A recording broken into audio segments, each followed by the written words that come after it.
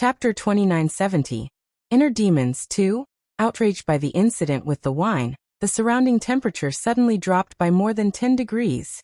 She launched an attack with her palm toward Fan Qianshi while trying to release her frustration. The palm of her hand was full of ice and snow and carried a deadly aura with it. Fan Qianshi quickly dodged the attack and activated a wizardry barrier for himself and the candle dragon. The ice and snow that were condensed by the Gu Zijia's attack had crashed violently onto the barrier. The barrier set by Fan Qianshi originated from his spiritual power, so it was sturdy and resistant. No one was able to break it except for the master of the heavenly law, Difui. With such a level of protection, Fan Qianshi assumed that he would be safe from any attack. However, he did not expect that after barrier would crack after being struck repeatedly. It did not take long for the entire barrier to shatter into pieces. The ice pieces that came with each attack were like sharp needles that pierced into his skin. Fan Qianshi had chills running around his body even though he had such a high ability. His hands and feet turned cold at once while ice started forming on his eyelashes. Meanwhile, the candle dragon's skills were fire-related. Technically, it should not be afraid of the cold, but at this moment, its scales were shut due to the ice and snow, so it could no longer hover in the air. Consequently, it slammed and crashed on the ground. As its body had frozen into ice, the free fall almost broke it into two pieces. It curled its body into a circle and trembled. Cold, cold, cold. Fan Qianshi did not dare to lose focus. He endured the cold and issued a colorful light from his palms to cover the candle dragon. Finally, the ice and snow melted away. The candle dragon quickly clung around him, and its two big eyes looked at the woman in fear. She. In that brief moment, it studied its surroundings with big eyes and noticed that the vast yellow sand had become a glacier. At the same time, Fu Xiaotian had turned into an ice sculpture. He probably wanted to run away when it happened as he was standing in a ridiculous running pose. One of his feet was lifted while the other one was still on the ground. His eyes were wide open, but his body seemed lifeless. In principle, those that were at the level of a great deity would not die even though they were frozen into ice sculptures. At most, they would fall into hibernation. However, now Fu Xiaotian was dead, and apparently he died in pain. His soul had clearly dissipated and turned into a grievance in this desert. Fan Qianshi took a deep breath and finally realized the identity of the woman. This woman was the god of demons. The god of demons was a legendary existence. The being's power was so extreme, unlike ordinary demons. She was a combination of a real demon and a real god, and in her optimal state, she could destroy the world. Fan Qianshi did not expect that his master would have a devil side to her, and that she would be trapped here. His facial expression had certainly changed drastically, but he had yet to figure out how he really felt about everything. Perhaps he was too obsessed about his master in the past. By right, he should have forgotten the existence of the god of creation. However, since he woke up hibernation about 10,000 years ago, he often had nightmares about the past. In the beginning, there were some sporadic fragments of memories returning to him, but later, the scenes were quite vivid in his dreams. Every time he woke up, he felt like he went through everything all over again. Of course, the dreams he had were different from what Dihao experienced. What Dihao saw was from Gu Zijia's perspective, and what Fan Qianshi had dreamed of was what he had experienced from his own perspective. He saw himself crumble during his infatuation in the past. He was so helpless, desperate, and resentful. Chapter 2971. Inner Demons 3. He saw her ruthlessness and how she fell in love with someone else. She had shattered his spirits in the past. The man hated her. He hated her so much that he even dreamt about her at night, and could not even sleep well, all because he wanted to get his revenge. Seeing the dark side of his master right in front of him, he did not know what to do. He was the god of creation who had been practicing for tens of thousands of years, and his skill was undoubtedly powerful. Therefore, the ice that the god of demons fired at him would not actually kill him, though it certainly made him uncomfortable. Nonetheless, he simply could not believe that his master was standing in front of him right now. She had always seemed so pure, so it was hard to believe that any part of her existence could be demonic. To make matters worse, this creature appeared to be the god of demons. How did this demonic side come into existence? At first, Fan Qianshi had retreated from the demon, but now he decided to step forward. He smiled slightly as he asked, "Master, what type of wine do you want to drink? I will get one for you." The woman in white bit her lip with confusion. "What kind of wine do I want to drink? What kind of wine do I want to drink?" She tapped her chest and shook her head. Soon, there was a frown on her face. "I feel very empty here. It is very uncomfortable. I am in pain. I want to drink. Any drink is fine." Fan Qianshi was speechless. Was the demon side of his master driven by wine? He was her apprentice for a few decades back then. Certainly he knew her taste. He knew what kind of wine she liked, but because of the hatred in his heart, he never drank the ones she loved. There were some wines that he gave up drinking simply because of his master. Therefore, although he had brought wine with him, none of them were her favorites. Nevertheless, seeing his master in despair had certainly made him uncomfortable. It seemed she was genuinely suffering. He suddenly regretted not bringing her favorite wines. If he had known earlier, he would have brought it along with him. He had asked his candle dragon to trace Di Hao's soul for 20 days before he found this continent. The candle dragon, also known as Little Black, told him firmly that the pink candle dragon that cut him off was located here. When he finally found it, he had made some inquiries about the place before finally stepping into the desert. Apparently he did not mind the danger. He thought the story was all made up by the pink candle dragon. After all, the candle dragon was a fire dragon. It was effortless for it to make a desert hotter and hotter. As for those masters who could not come back, he suspected that the candle dragon probably ate them. With this speculation, he walked into the desert with the black candle dragon, but did not expect to see the fluttering woman in white there. The first thing he saw was a man trying to take advantage of Gu Shijiu. He was furious and subconsciously wanted to punish Fu Xiaotian. But now that everything was said and done, he looked up at the woman in white who looked confused and said softly, "Master, do you want to drink the green plum wine? Let me get some for you. Can you wait for me?" The woman in white did not respond to him. She only stared at the sky, hugged her arms and murmured, "It's so cold. Where did the sun go? It is freezing." Her eyelashes also seemed to be frosted, and her thin body seemed to be swaying in the wind. "I am so cold." She looked very vulnerable at the moment, which gave Fan Qianshi an involuntary impulse in his head while his blood circulation had rapidly increased. He wanted to hold her in his arms to warm her up so that her pale face could turn pink again. He stepped forward and opened his arms slightly. "Master." Pong! An enormous, dark, and cold body landed into his arms. The black candle dragon's voice sounded in his head. "I am so cold. Give me some warmth." Fan Qianshi was speechless. He kicked the dragon. "Get off." Chapter 2972. Inner Demons 4. Little Black had rolled all over on the ground, and then jumped like its tail had been stepped on. "Cold! Cold! Cold!" It yelled in the midst of all that movement. While jumping around, it suddenly landed in front of Fan Qianshi. Its large body blocked Fan Qianshi's vision, so he was unable to see the woman in white for a moment. Fan Qianshi was astonished as he felt like he was just awakened from his dreams. He often used ecstasy to confuse others, but he did not expect to fall into someone else's trap. She almost fooled him. The candle dragon was massive in size, and it blocked his sight completely. At that moment, the man regained his consciousness and realized that he had fallen into a trance. He pushed the candle dragon away as he said, "Just get off me." Since Fan Qianshi was definitely very powerful, Little Black did not dare to keep blocking him. It took the opportunity to run away, but also claimed credit where it was due. "You do know that you were in a trance, right? If it were not for me, you would have turned into an ice sculpture." Fan Qianshi was too tired to entertain it right now. His heart was burning like a fire. It must be one of her inner demons. But how did it get formed? The woman was like a blank paper in the past.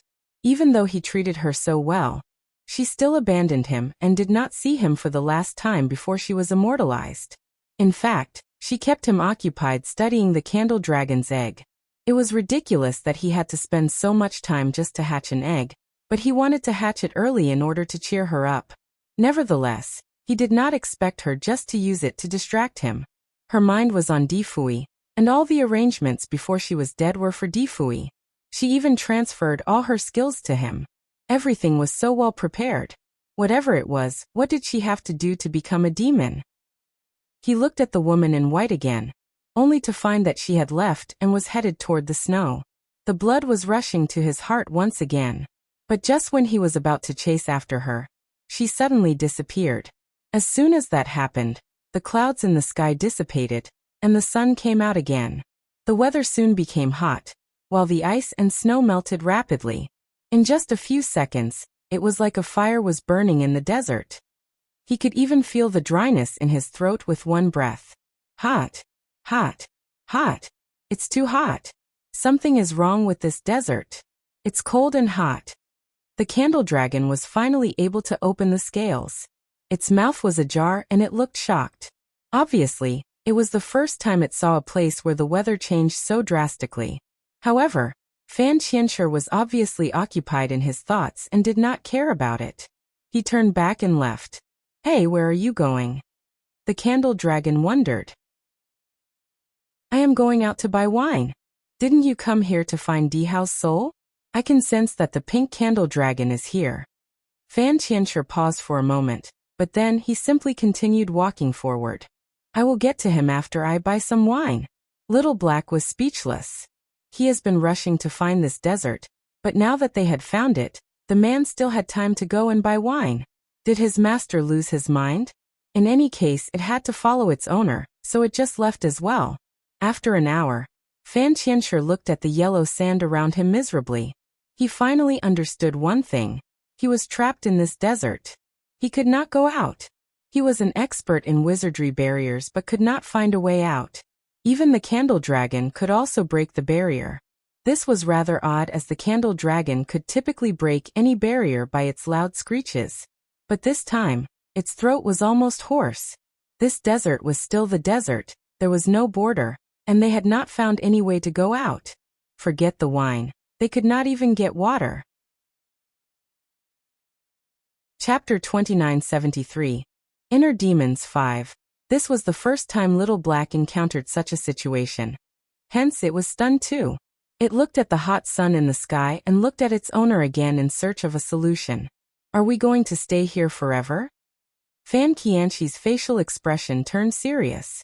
He seemed to think of something. Where is that pink candle dragon? Didn't you say that it is in this desert? Little Black paused for a moment to think about its master's question. All of a sudden, its eyes showed that it was alert to something. Master, it is innocent. Are you seeking revenge? The vein on Fan Qianshi's forehead almost popped. He kicked Little Black as he said, I have already answered this before. As long as it obediently listens to me, I will not hurt it. If you say anything more, I will bake you alive. At the end of the day, there was nothing much that Little Black could do to stop him. It merely muttered. In any case, you can't be unfavorable to it. Otherwise, where should I hide my face? Fan Qianshi was too lazy to argue with Little Black. Ever since this fella encountered the pink candle dragon, its temperament seemed to have changed. All of a sudden, it was a gentleman. It kept going on about how a good candle dragon would not inflict harm to a lady, or how a female candle dragon had priority when it came to certain things. It made Fan Qianshi so annoyed to the point where he almost wanted to cook its pet. Fan Qianshi had been ruthless to many people but not to Little Black. Hence, this fella had been badly spoilt and always pushed him to his limit when it came to negotiations. Quickly find it. It's the local snake here, so maybe it knows the way out. It is a dragon, not a snake. I know. It is just a metaphor. Don't you get it? Fan Qianshi was so furious that he almost burst into flames. Little Black snorted. What a bad metaphor. It is obviously a dragon, but you described it as a snake. It muttered and finally began to trace the aura of the pink candle dragon. Among the candle dragons, each of them had a natural way of sensing one another. Little Black turned around as it smelled traces of the pink candle dragon. It's strange, it seems to be under the ground. Could it because that it is afraid of the heat, so it had built itself a cave? Fan Qianshi squinted his eyes at Little Black. It really did not matter to him what the pink candle dragon's preferences were as long as they could find it. Since this desert was a place to trap people, Dihao's soul should be trapped as well. Perhaps he was now with the pink candle dragon. He got on the back of the black candle dragon and instructed, "Bring me to it."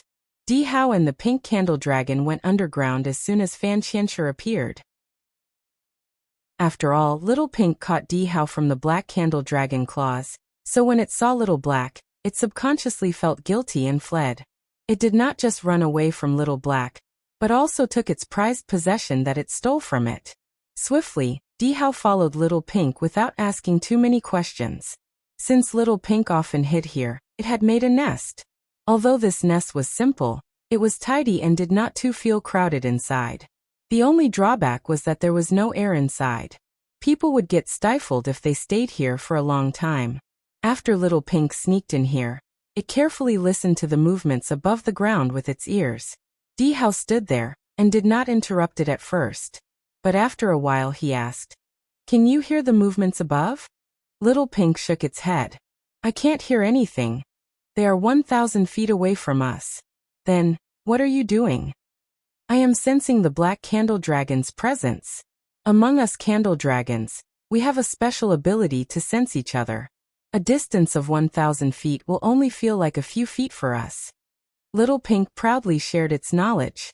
Dihao's facial expression changed slightly. He heaved a sigh and said, "Let's go up." "Ah, for what?" "They were the ones who caught you last time. Once we go up, they will find you." "I will be found even if we don't go up, so why don't I go up and face it?" "Little Dihao, you are a fascinating person." Chapter 2974. Tortured Dihao looked up and saw Fan Qianshi riding a black candle to come to see him. The scales of the pink candle dragon were standing up, and it positioned its head to pick up Dihao. It roared and rushed up immediately. "It despised me. It despised me."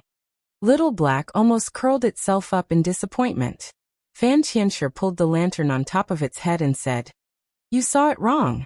Anyway, let's go up."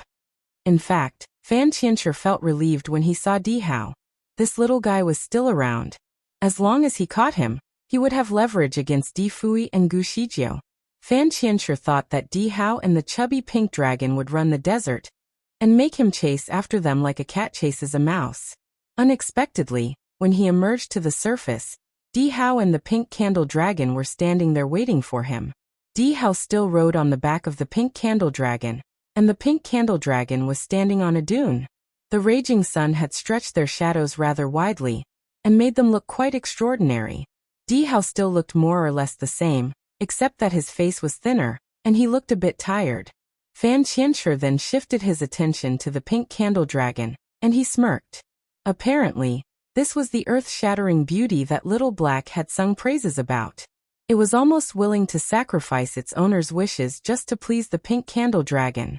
However, the creature was fat and short, like a winter melon.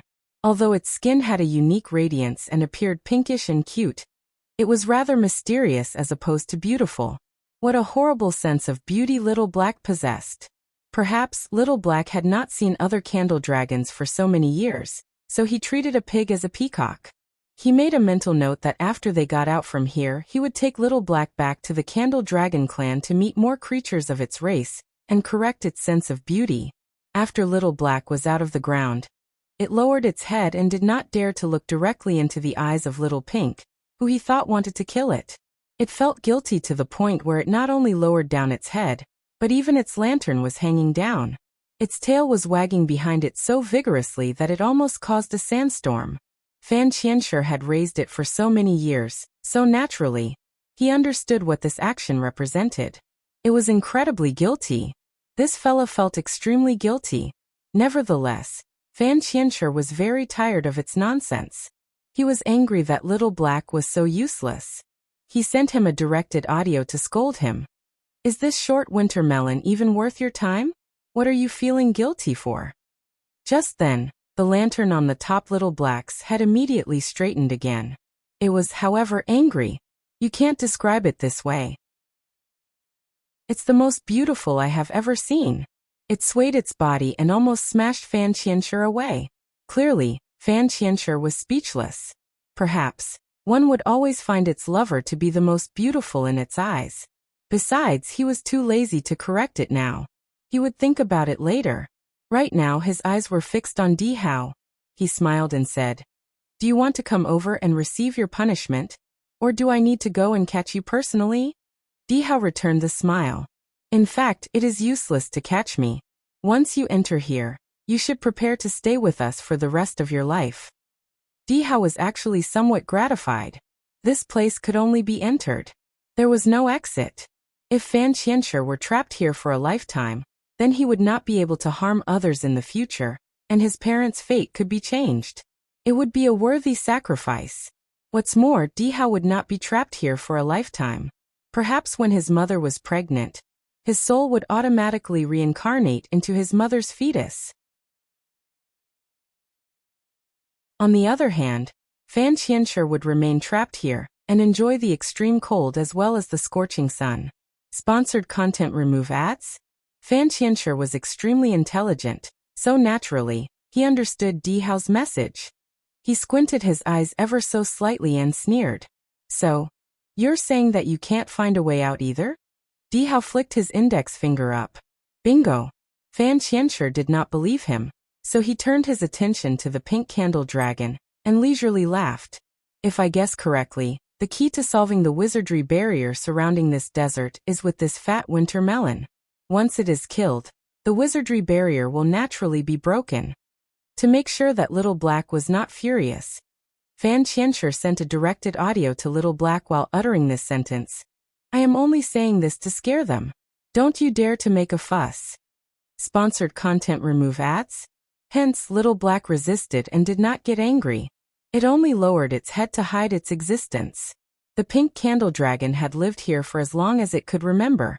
Although it had seen many people, it had never seen one of its own kind before it met Little Black. It thought that all the candle dragons looked the same, but apparently, it was mistaken. Seeing Little Black, who was thin and long, gave it the impression that its male counterpart was ugly. It also somewhat despised it. However, since Fan Qianshi referred to it as a fat melon, it was suddenly stunned. It had never seen a winter melon, so it naturally did not know what a fat melon was, but based on the tone that he used, she knew that it was not something good. Naturally, it refuted. "You are fat melon. Also, you can't kill me. I have lived here for more than 100,000 years. It has been so lonely that I have tried to commit suicide many times, but couldn't succeed. What makes you think you can do so?" Sponsored content. Remove ads. I have been exposed to the scorching sun and endured the chilly coldness. I even scratched my stomach with my claws and tried to cut off my own head. The pink candle dragon's tone started to get higher. "In fact, I have had enough of this broken place. But I can't leave. I can't die. Others can die from the heat or can freeze to death, but I can't. I would only have a layer of dry skin, but I am still alive and healthy. I can't even sever my own head. When I had tried to do so, I passed out midway. Nevertheless, when I woke up, my head appeared to have never been cut at all." Di Hao did not expect the pink candle dragon to be so self-destructive. He was certainly surprised to hear this side of the story. Little Black looked at it in disbelief too. It even shed a tear when it looked at the pink candle dragon. Why did you torture yourself?" "Why?" The pink candle dragon's big eyes were widened. "Perhaps, you should try to stay in this broken place for more than 100,000 years. You have no food and water. And to make matters worse, no one can see you. Everyone's life and death have nothing to do with you. But you still have to live every day, being baked by the raging sun every day." Sponsored content. Remove ads. All the people, including Little Black, were silent. This kind of life was terrifying. It was better to be dead than to live. The pink candle dragon got even more emotional as it stepped forward toward Fan Qianshi. "Don't you want to kill me? Come on. Come. You will be doing me a favor." Fan Qianshi was speechless. He slammed his sleeves, and the wind blew the pink candle dragon away. "Bastard! Do you think I won't kill you?" He stepped forward to launch an attack, but before he had time to do anything, Little Black rushed in front of the pink candle dragon and opened its two front paws to shield it. What do you think you are doing? If you want to kill it, you have to kill me first. This drove Fan Qianshi even more furious. His handsome face turned black for a moment. This bastard had repeatedly challenged his authority in front of other people. Did it really think it would not be punished? If you find any errors, broken links, non-standard content, etc., please let us know so we can fix it as soon as possible. Note: please download the sponsor's game to support us. Chapter 2976. Tortured 3. He did not speak but cast a spell from under his sleeve. An intricate spell condensed quickly at his fingertips, and he promptly fired an attack at Little Black's head. Little Black obviously did not expect him to shoot at it. All of a sudden, it felt that there were countless steel needles inserted in its brain. The pain was unbearable. Then the steel needles somehow connected to its mind to control its body. Soon, Fan Qianshi instructed it, "Lie down." Little Black's mind was awake, but it had clearly lost control of its body and immediately fell on the sand. The sand was hot, and it certainly burnt its belly. It could feel the pain, but it could not stand up no matter how hard it tried. Since Little Black had been with him for so many years, it was familiar with this spell and understood the consequences. The owner actually used the puppet technique on it. It was now being manipulated like a puppet. The only thing that it could control was its eyes as its entire body lay flat on the scorching ground. The look on its face clearly showed its disappointment. It had not expected its owner to treat it this way. Fan Qianshi deliberately avoided looking into its eyes. He stared coldly at the pink candle dragon and said, "I don't really believe that I can't kill you. Since this pink candle was here and has been trapped for 100,000 years, it seemed to be related to this desert. It was definitely possible that it was the key to unlocking the wizardry barrier. The man clearly did not want to be stuck here forever. Therefore, he had to find a way out. Wanting to exert dominance, he unleashed the power of his aura as the god of creation. It was overbearing to the point where Little Pink could not stand up straight and slammed onto the ground. Then, it watched firsthand as Fan Qianshi's palm somehow transformed into a long red sword. When he stepped closer to it, its eyes finally showed a sense of fear, and its body shrank. Read more chapters at List Novel. Apparently, it was afraid of death. Fan Qianshi had been staring at its eyes the entire time, waiting to call its bluff. When he saw the chubby pink dragon trembling in fear, he laughed. "It seems you have been lying." He waved the long sword in his hand swiftly like a fan, and many sword duplicate shadows of the sword appeared around him and fired towards the pink candle dragon like thunderbolts. This was a trick that could only be issued by the god of creation, so it was undoubtedly powerful. It could kill gods and demons, and even Di Fui might not be able to withstand it in his current state. Hence, this mutated pink candle dragon did not stand a chance. Di Hao's facial expression changed slightly. Although he was not in his best shape, he was the master of the heavenly law, after all.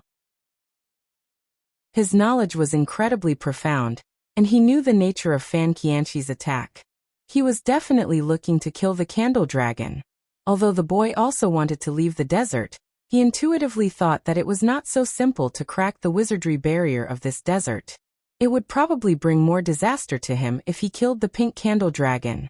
Furthermore, the boy had formed a relationship with the pink candle dragon, and they have been together for some time, so naturally, he did not want to see it being killed. Speedily, he made up his mind about what he would do and put his fingertips on his eyebrows. Suddenly, his body released multiple colors of lights. The colorful light formed into a round shield that covered the pink candle dragon at once, and the red shadow swords issued by Fan Qianshi crashed into the shield right when it protected Little Pink. The collision was met with an earth-shattering sound, and it appeared that the two moves were equally matched. Di Hao's protective barrier was shattered while Fan Qianshi's swords had fallen to the ground. Di Hao's face turned pale at once, and his little body felt like it was being blown away by a mad wind. He flew at least 7 to 8 feet away following the collision. He could not stand up straight and spurted out a mouthful of blood. He could only bring himself to sit up straight on the ground, but his head felt a little dizzy. There also seemed to be an irregularity in his heart. Fan Qianshi was more powerful than he thought. Di Hao could not believe that his special move as the master of the heavenly law had been shattered so easily. Meanwhile, Fan Qianshi was equally puzzled that Di Hao was able to match his attack. Although he did not get blown away, he felt an uneasiness in his chest. It was evident that Di Hao's power was high enough to challenge him. Chapter 2977. Tortured 4. After all, Fan Qianshi had dealt with the master of the heavenly law, Di Fui, multiple times. He certainly knew some of the skills that the master of the heavenly law possessed. The special move that was used by Di Hao earlier was kind of similar to a type of skill used by Di Fui during one of their encounters after he had discovered his true identity. In fact, Fan Qianshi believed that the current Di Fui would not be able to use such a move. Nevertheless, if little Di Hao was Di Fui's adopted son, how was he able to use this kind of skill? With a wave of his hand, the blood-red sword reformed in his palm. However, this time, he did aim it at the pink candle dragon. His focus was now on Di Hao. Who are you? How do you know how to use the Yuanyang shield? The tone of his voice was rather murderous at that point in time. Di Hao barely swallowed blood from his mouth as he smiled. Why don't you make a guess? Fan Qianshi sneered. Do you think you can keep secrets from me? I have my ways to force you to reveal the truth. Then he pinched a spell on his fingertips again, and the sand around Di Hao started to move. Within seconds, countless thorns appeared to have drilled out of the ground. The sharp needle-like thorns seemed to have a cold green light on top of it, and were intended to strike Di Hao. The purpose of the thorns was to tangle around Di Hao's soul. Once his soul was trapped by it, all the spikes would pierce into the soul, and cause an unparalleled amount of pain. It would feel like something was tearing him apart from the inside. No matter how strong one's soul was, it could not resist such a spell, and the victim would usually answer truthfully to any question that it was asked, as the pain would be terribly unbearable. Fan Qianshi himself established this cruel punishment. He had been using it on many souls over the past few years. It was always useful and never failed him. Therefore, he did not see any reason why Di Hao would not succumb to it as well. Before the thorns had captured Di Hao, a pungent and suffocating smell had already spread around the area. Just from the smell, Di Hao naturally knew the severity of the threat. However, his body was too weak to respond to it now. It was even difficult for him to stand up on his own, let alone avoid it. Even though he watched the thorns approach like a fierce snake, he did not do anything to repel them. He merely closed his eyes and prepared for a hard time. Oh! Out of the blue, the pink candle dragon emerged and lifted Di Hao from the ground by its horn. Nevertheless, in that instant, the thorns had latched itself onto the body of the pink candle dragon like a viper. The pink candle dragon shrieked in sorrow as the thorns were obviously painful. It subconsciously wanted to fly away, but the thorns had entangled themselves onto him very tightly. The thorns seemed to spread rapidly all over its body, but it seemed that they were still targeting Di Hao. The pink candle dragon had rows of needles attached to its body now, and it was clearly in intense pain. Let me down. Di Hao struggled on its horn. He could not escape anyway, so he did not want to let the pink candle dragon suffer unnecessarily. No, the pink candle dragon was still trying to break free from the thorns. This young boy was the only companion it had after so many years. It did not want him to suffer either. I didn't expect this fat melon to be so loyal. Fan Qianshi ridiculed little Pink again and laughed. In this case, both of you can suffer together. His fingers continuously issued spells that made the thorns climb faster and faster onto the pink candle dragon. At this point, a sharp thorn had already made its way to Di Hao's ankle. In an instant, Di Hao could feel the intense pain on his body as if a spike had pierced through the blood vein in his ankle, and somehow grew inside. His face went ashen very quickly, and cold sweat ran down from the forehead. Strangely, he did not scream. Instead, he laughed. Fan Qianshi, no wonder you can't truly rule this world. It turns out that you have become a demon. Chapter 2978. Savior Fan Qianshi choked before he could reply. What nonsense are you talking about? Little kid, I want to see how long you can survive.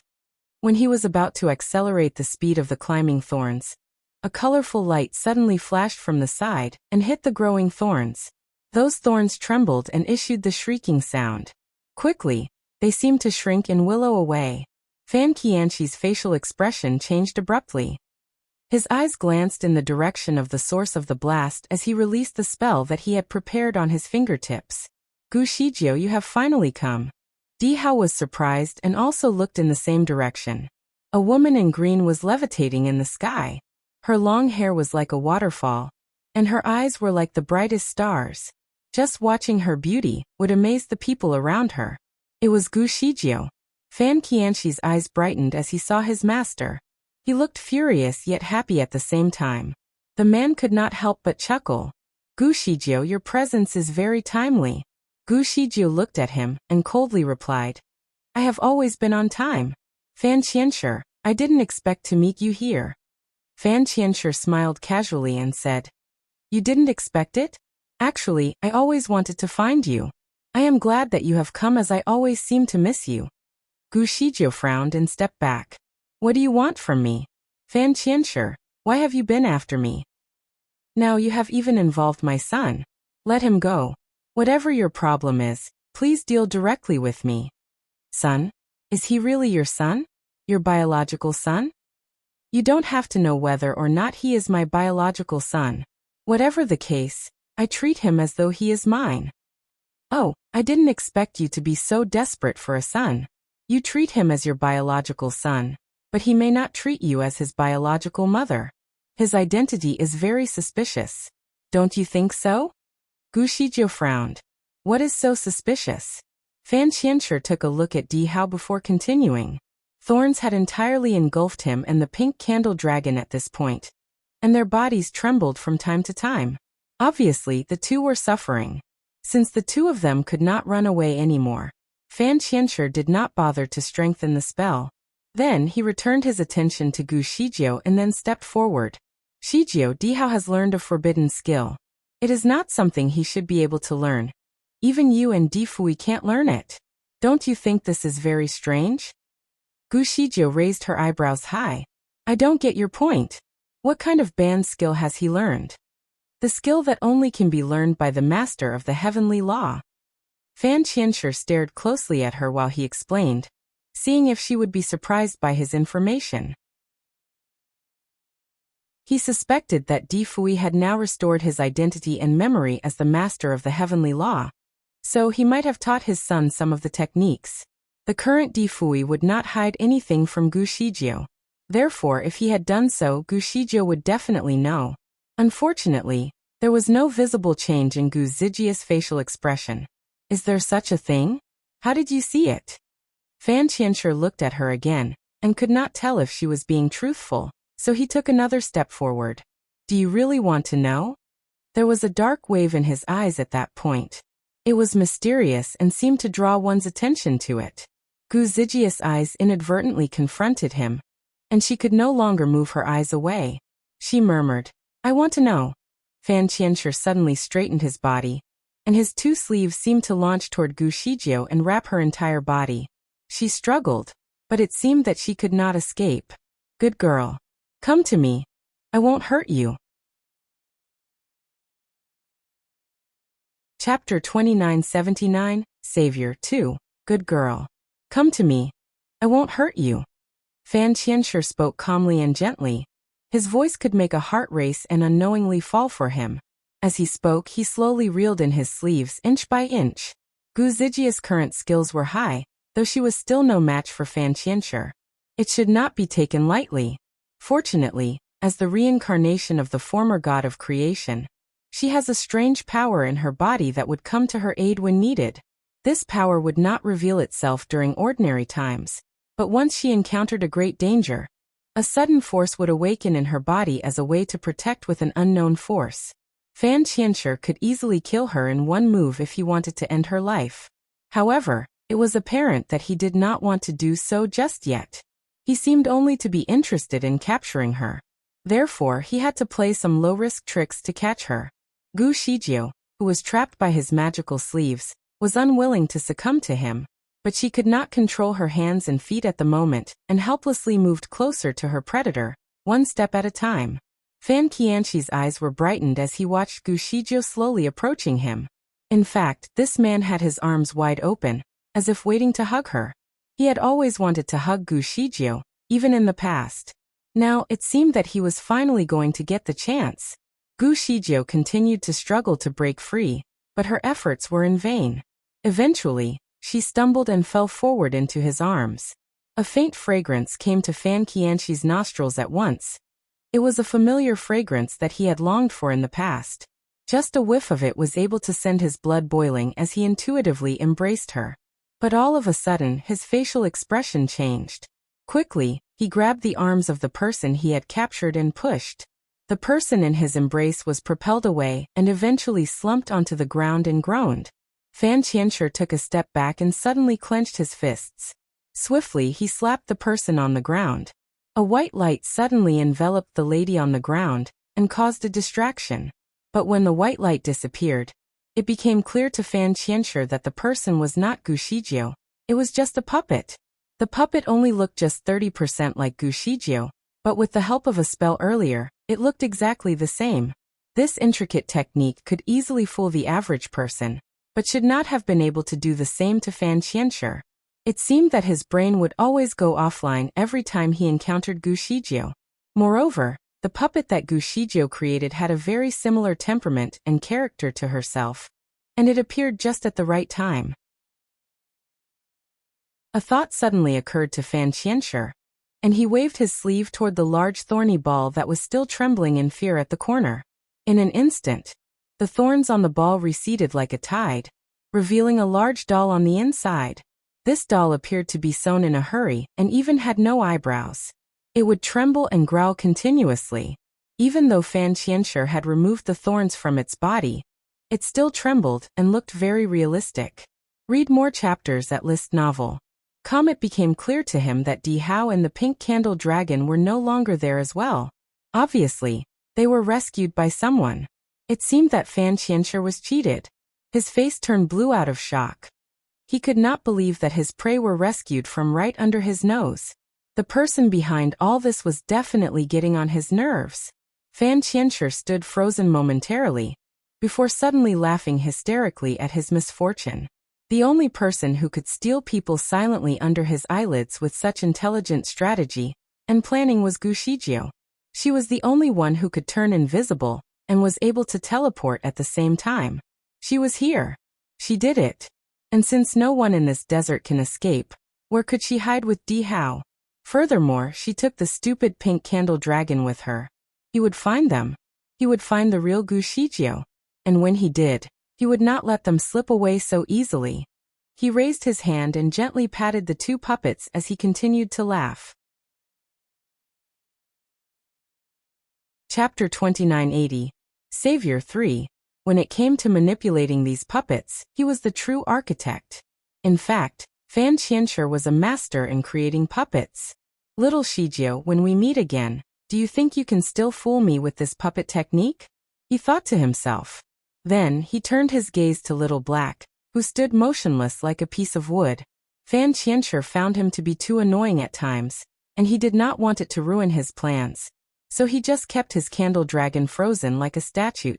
However, he needed Little Black's help to find the pink candle dragon, and unfortunately, it could not do anything in its current state. Swiftly, Fan Qianshi flicked his sleeves and unlocked the spells that he had cast on it to keep it still. Little Black shook its body vigorously at first, but then slowed down shortly after. It fixed its big glossy eyes at the man who put it in such misery. Fan Qianshi took a light breath and waited for it to start ranting. After all, this was the first time he had treated it this way. It was evident that the creature would be very angry with him once it regained control over its body. Secretly, Fan Qianshi tried to think of a way to get Little Black back on his side without too much of a fuss. However, he never expected that the candle dragon's first reaction was to subconsciously take a few steps back and stare at him with eyes full of fear. He was speechless. In fact, all of his subordinates, including Wu Wuyan, treated him with the utmost respect and always feared him.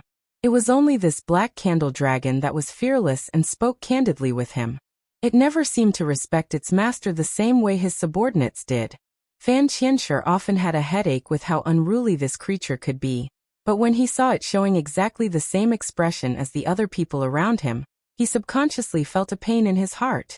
He cleared his throat gently and spoke in a soft tone. Little Black, come here. I want to tell you something. Little Black lowered its eyes and looked at the ground. It fell to its knees as it replied. My lord, what do you want to tell me? Fan Qianshi choked at what he just witnessed. Little Black, I have to do this to get rid of Difui.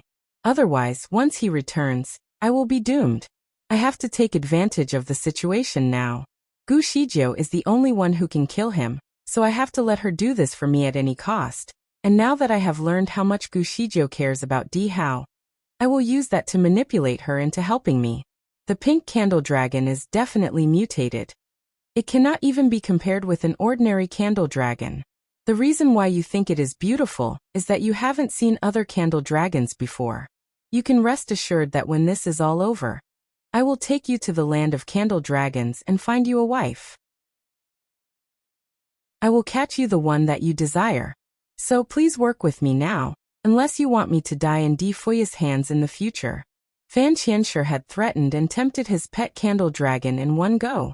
His clear reasoning and emotional message were well planned to influence Little Black.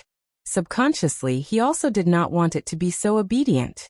In order not to cross any lines, Little Black kept both its head and tail down and spoke respectfully. My lord does not need to explain anything to Little Black. Please give me your orders. Once again, Fan Qianshi was left dumbfounded. He almost suspected that the creature's soul had been replaced. It was either that or the spell that he had removed was probably done incorrectly, and had somehow changed the temperament of the black candle dragon. Quietly, he decided to test these hypotheses to prove that neither was true. He sighed in relief at the result. Perhaps, Little Black had been treated too nicely all the while and never knew when to back down. Whatever it was, now was not the time to speculate on Little Black's intentions. Swiftly, Fan Qianshi gave it instructions to find the pink candle dragon. Without saying anything, Little Black began to search for its master's target. After a while, it simply raised its claw and pointed in a direction. Chapter 2981, Savior 4. A pale yellow tent offered shelter from the blazing sun. The color of this tent was the same as the color of the sand, and was built beside a stretch of dunes. From a distance, it had certainly camouflaged into its surroundings. In the tent, Di Hao looked at his busy mother and still could not believe that she was here. Come on, close your mouth. Don't stare at me as if you have never been exposed to the world before. Gu Shijiu knocked on her son's head with her fingers as she pulled out the last thorn on his body and wiped the sweat on his forehead from the painful experience. Obviously, Gu Shijiu was very good at treating wounds. After pulling out the thorns and applying the appropriate medicine, the pain had greatly subsided. The pink candle dragon had countless thorns on its body and looked like a hedgehog. Even though Gu Shijiu had saved them and was treating Di Hao, Little Pink dared not go near her and merely shrank itself into a corner and watched her vigilantly. In fact, it retreated further into the corner when Gu Shijiu fixed her gaze on it. Mother, please treat him too. He is in such a condition because he tried to save me, Di Hao pleaded. Relax, I will definitely treat it. Gu Shijiu patted her son on the shoulder as she comforted him. Have a good rest. I'll talk to you later after treating it. Good. Although Di Hao had so much to ask, he also knew that there was a tough battle to be fought later. If he could recover a little, he would be in less danger. Meanwhile, the pink candle dragon's round eyes observed Gu Shijiu. Once it felt that Gu Shijiu was getting too close, it quickly retreated a few steps. Little Pink, don't be afraid. This is my mother, not the demon who always drastically manipulates the temperature in the desert. She won't hurt you, she will help you. Di Hao understood the pink candle dragon's concern and wanted to comfort it. But they look so alike. They look like the same person. Although they look similar, they are not the same person. Well, it seems you are right. She has no demonic energy, and her kung fu is not as good as that woman. Nevertheless, their resemblance is uncanny. Little Pink's eyes could not help but size Gu Shijiu up. Naturally, Di Hao and the pink candle dragon had conversed in its native language. Therefore, the pink candle dragon thought that the woman in front of it would not understand, which explains why it was rather blunt about its description of Gu Shijio. Gu Shijio touched its head and tapped the antenna on top of its head. In an instant, the pink candle dragon suddenly stiffened its body and looked up at her. Gu Shijio touched its eyelids with her fingers and said, "It still has its double eyelids. That's pretty." Her fingers were soft and gentle, so the pink candle dragon seemed to have an odd feeling in its heart. Even though this person seemed like a stranger, there was something faintly familiar about the way she interacted with the pink candle dragon. There was also a sense of inexplicable intimacy. The pink candle dragon was originally fearful of the woman in white, and those same feelings were transferred to Gu Shijio due to their similar appearance. It wanted to be closer to her now. Even before it figured out what was going on with itself, it had moved its small lantern above its head and rubbed it in her palm. After that, it was idled for a while, and intuitively remembered that this action seemed to be done often. Gu Zijia's heart also seemed to warm up from their brief interaction. Naturally, she had a lot of questions. She carefully plucked the thorns on the pink candle dragon's body while asking it, "Does someone here look the same as me? How long exactly have you been here?" She asked it a series of questions, and the pink candle dragon's eyes gradually grew rounder than a pair of eggs. Do you understand the language used by candle dragons? Chapter 2982. Another one bites the dust. Yes, I know a bit about it. You can answer my questions directly. There is no need for how heir to do any, Gu Shijio said firmly. The pink candle dragon stared at her in disbelief. Strange indeed. I used to be invisible to the world, and no one could understand me. But suddenly, everyone is able to see and hear me clearly, it murmured. As the pink candle dragon was speaking, Gu Shijio had been plucking away the thorns on its body. The creature was definitely grateful. Delightfully, it rubbed its lantern against her palm before initiating a question and answer session. It told her anything that she wanted to know and almost everything that it ever knew. Perhaps it was even more than what it had previously shared with Di Hao. Troubled, Gu Shijio did not expect this place to only have a way in and not a way out. Nevertheless, she had to try to find a way. In fact, she refused to believe that there would be any wizardry barrier that she was unable to break. With that thought in mind, she clenched her fists as if ready to take on the challenge. Also, she had not figured out how she was related to the god of demons, who happened to look exactly like her.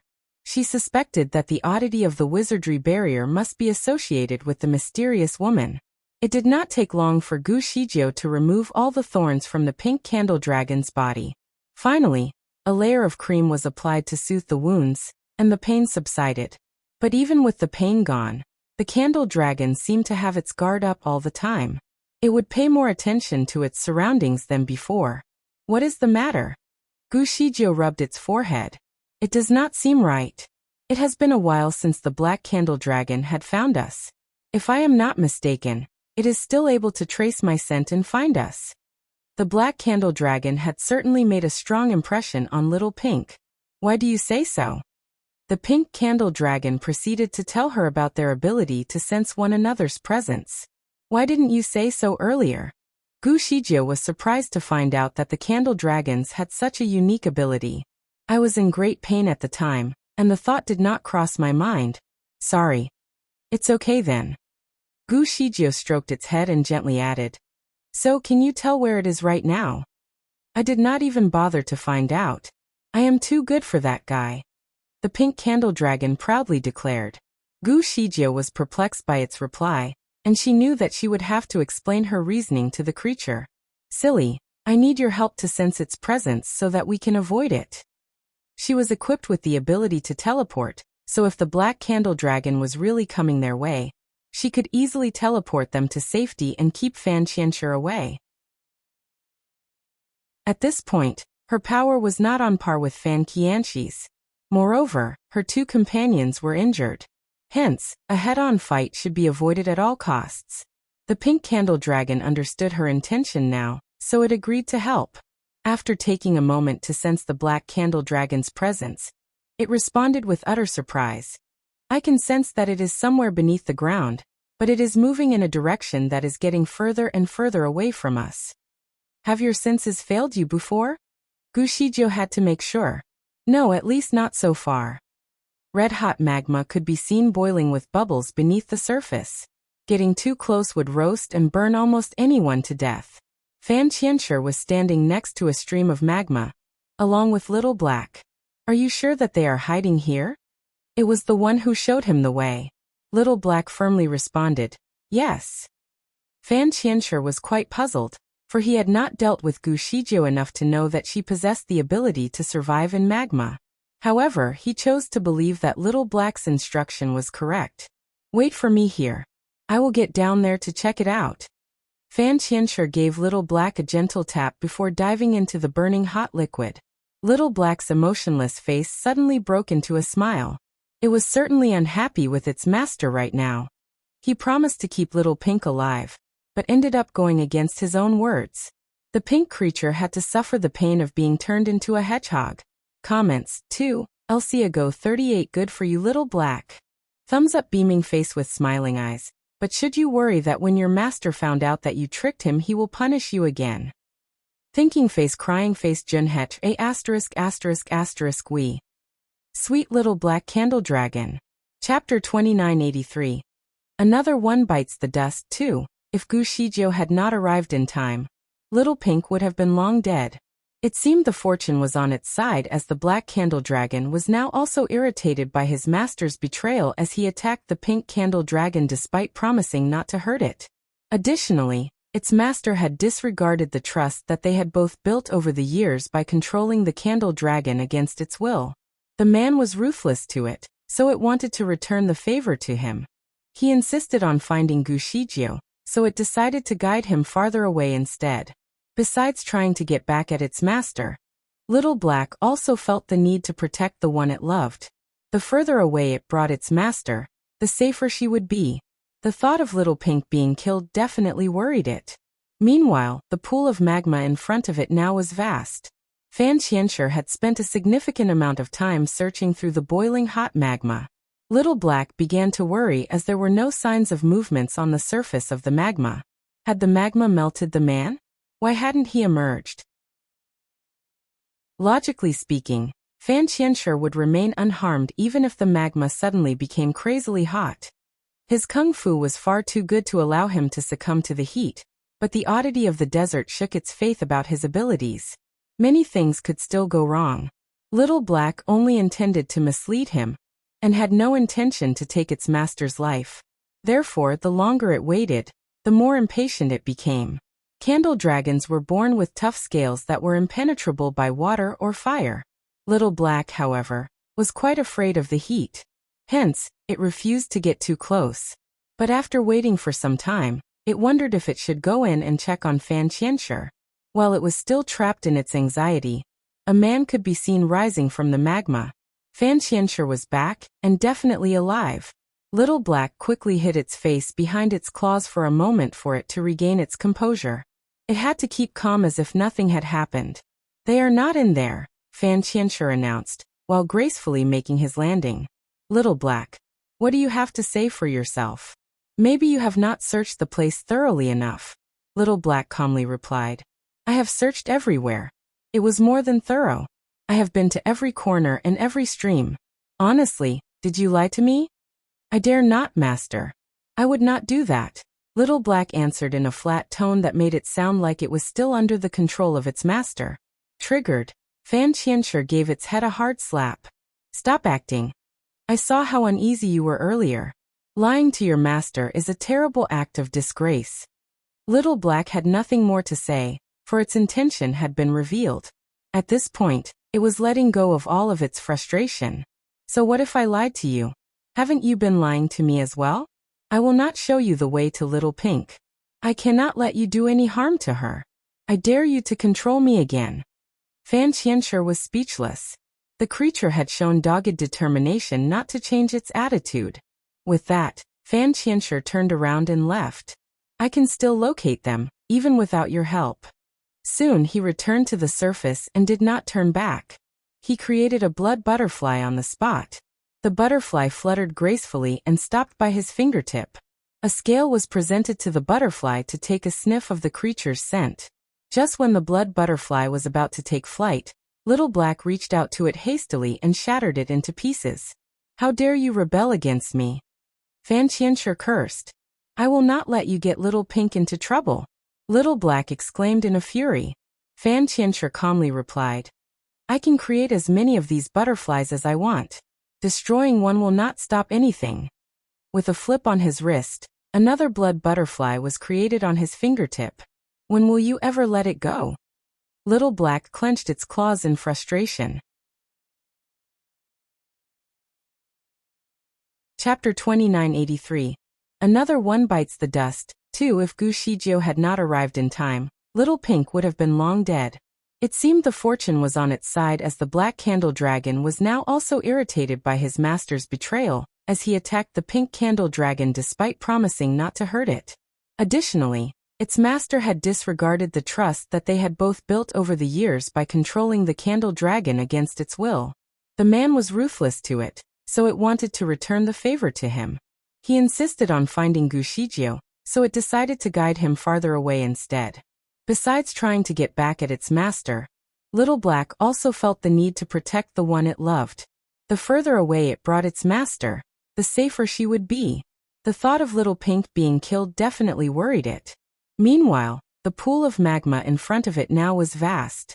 Fan Qianshi had spent a significant amount of time searching through the boiling hot magma.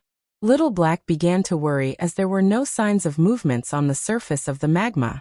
Had the magma melted the man? Why hadn't he emerged? Logically speaking, Fan Qianshi would remain unharmed even if the magma suddenly became crazily hot. His kung fu was far too good to allow him to succumb to the heat, but the oddity of the desert shook its faith about his abilities. Many things could still go wrong. Little Black only intended to mislead him, and had no intention to take its master's life. Therefore, the longer it waited, the more impatient it became. Candle dragons were born with tough scales that were impenetrable by water or fire. Little Black, however, was quite afraid of the heat. Hence, it refused to get too close.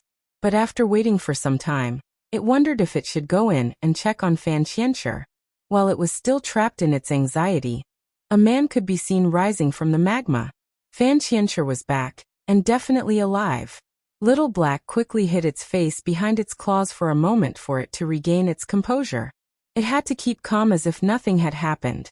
"They are not in there," Fan Qianshi announced, while gracefully making his landing. "Little Black, what do you have to say for yourself?" "Maybe you have not searched the place thoroughly enough," Little Black calmly replied. "I have searched everywhere. It was more than thorough. I have been to every corner and every stream.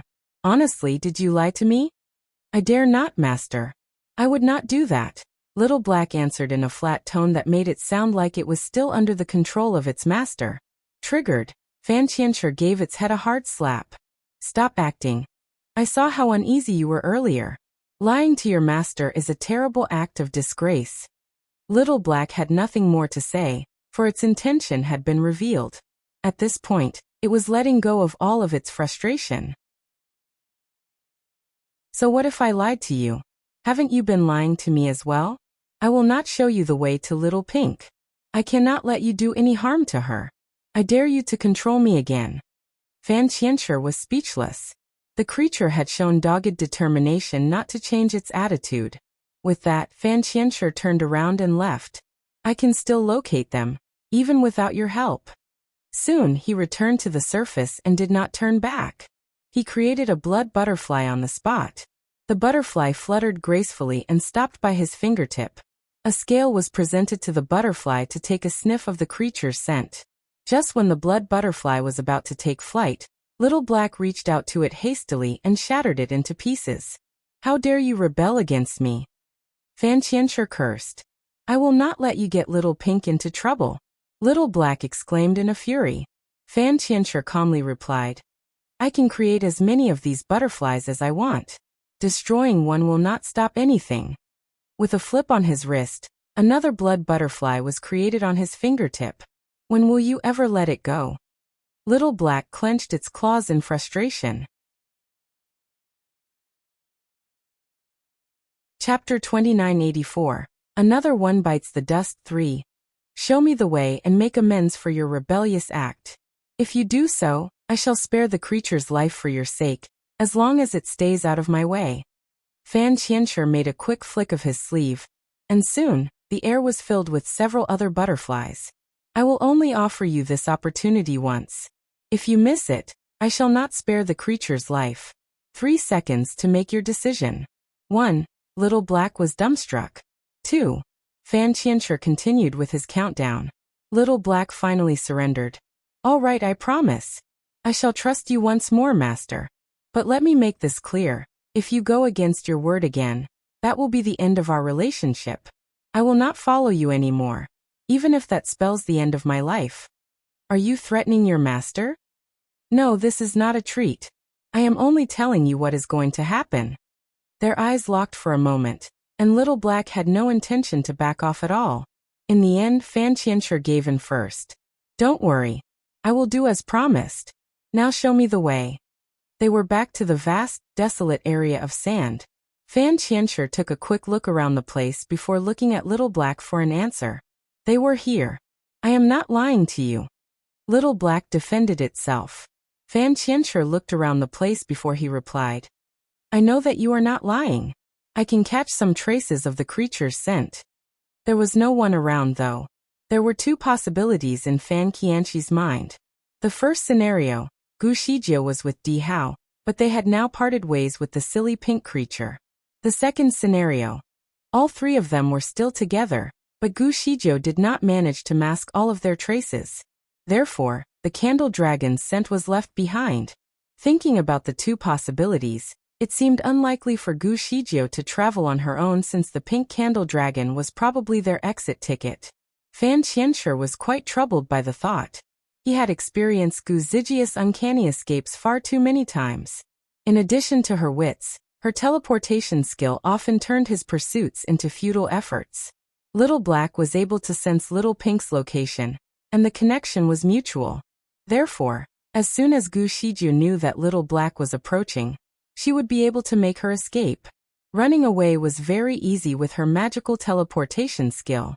In that case, if he stuck to the same strategy, he would never be able to catch her. Therefore, he needed to create some sort of distraction. Try again and see where they are right now, will you? He finally broke the silence. After a while, Little Black pointed in a particular direction.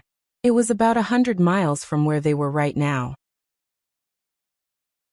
Unexpectedly, Fan Qianshi raised his hand to cast a spell on Little Black, making it numb and unable to move. Little Black, stay here. I will go to them myself. In the blink of an eye, he was already almost at the location. Before he left, he kindly offered Little Black a big umbrella to shelter it from the fierce sun. You can take a short nap here if you like. Little Black acknowledged in silence. The black candle dragon is not moving anymore. The pink candle dragon made a swift report. Have they stopped pursuing us, knowing they will never make it? It looked at Gu Shijie with hopeful eyes. Gu Shijie did not think so, for Fan Qianshi was not the kind of man who would stop trying. Is it not moving at all? Yes, like a statue. It has not moved an inch. Gu Shijie realized immediately that something was not right. Quickly, she grabbed them with both hands and said, Fan Qianshi is on his own now. We have to go. She used her teleportation skill right away. Fan Qianshi made his way there just as she left. In fact, he had made himself invisible to help in his pursuit. Chapter 2985. Another one bites the dust. 4. Once again, he only managed to find their traces. All 3 of them were gone and nowhere to be seen. Frustrated, Fan Qianshi clenched his fists firmly. Gu Shijie always managed to escape from him. Her predictions were always incredibly accurate. With a sigh, he decided to cast another blood butterfly. The little creature could be seen sniffling the scale on his fingertip for a long while. However, instead of flying off to find the target, it surrounded him stubbornly with no intention to leave. Apparently, the spell would not work here. It only managed to help him convince Little Black to help. Little Black was murmuring curses about its master by the time he came back. It was definitely considered a swift return. It was about from his expression that he was annoyed. Another one bit the dust, obviously. Little Black was quite irritated by the scorching sun, but all of its irritation went away as soon as it saw how annoyed its master looked. Fan Qianshi finally let go of its chains.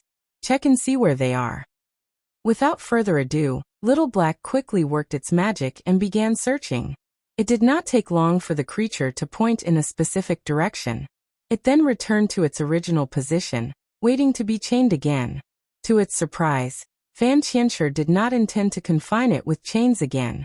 Follow in that direction and run 100 miles, he commanded while pointing in the opposite direction. Little Black gave him a confused look, but decided not to ask any further. It did as told and started running. Fan Qianshi then followed the direction that was provided by Little Black. My lord, the black creature is suddenly going south, Little Pink reported. Gu Shijiu smiled victoriously. Let's mislead them. She then scooped both of them up and started running away. Fan Qianshi found nothing yet again. For a moment he stood in contemplation, trying very hard to suppress his anger before going back to find Little Black. Quickly he developed a pattern from then on. Sometimes he would travel with Little Black, and other times he would travel alone. Occasionally, one of them would stay and wait. However, regardless of his attempts, Gu Shijiu would always foresee his plans and make proper escapes. Fan Qianshi tried to stay composed, but could not hold back his frustration any longer. He started to doubt Little Black's loyalty. Perhaps it had betrayed him and exposed his whereabouts to Gu Shijiu, which put his pursuits in vain. Determined, he decided to read Little Black's memory to prove its innocence. If it was indeed a traitor who had been working with his opponent's candle dragon, he could easily find out by reading its memory. But the result showed that it was not a traitor, which baffled him even more. Had Gu Shijiu put some sort of tracking device on him? How did she manage to escape in time all the time? Gu Shijiu was enjoying her bottle of honey water in a tent, along with Di Hao, whose soul was now in its solid form. He was able to eat and drink like anyone else, so he sat comfortably with his mom. As for the pink candle dragon, it had its own bucket of honey water too. Years of living in the desert had been tough. For the first time, it felt like life could actually be quite enjoyable. Life finally had a purpose. It was born with thick skin, which allowed it to recover from injuries very quickly. After 3 days, most of its wounds had almost recovered. Watching its two companions, it could not help but feel a little touched by what Gu Shijiu had done for it. The lady seemed fragile, but she never gave up on a friend. Under such difficult circumstances, she never abandoned it. In fact, in every journey, she would carry its big-sized body along. It still looked like a giant python that was almost 10 feet long, even though it was already an extensively shrunken size of its original form. The lady treated its wounds and even gave it food and water. Being treated like a comrade made the pink candle dragon feel very moved.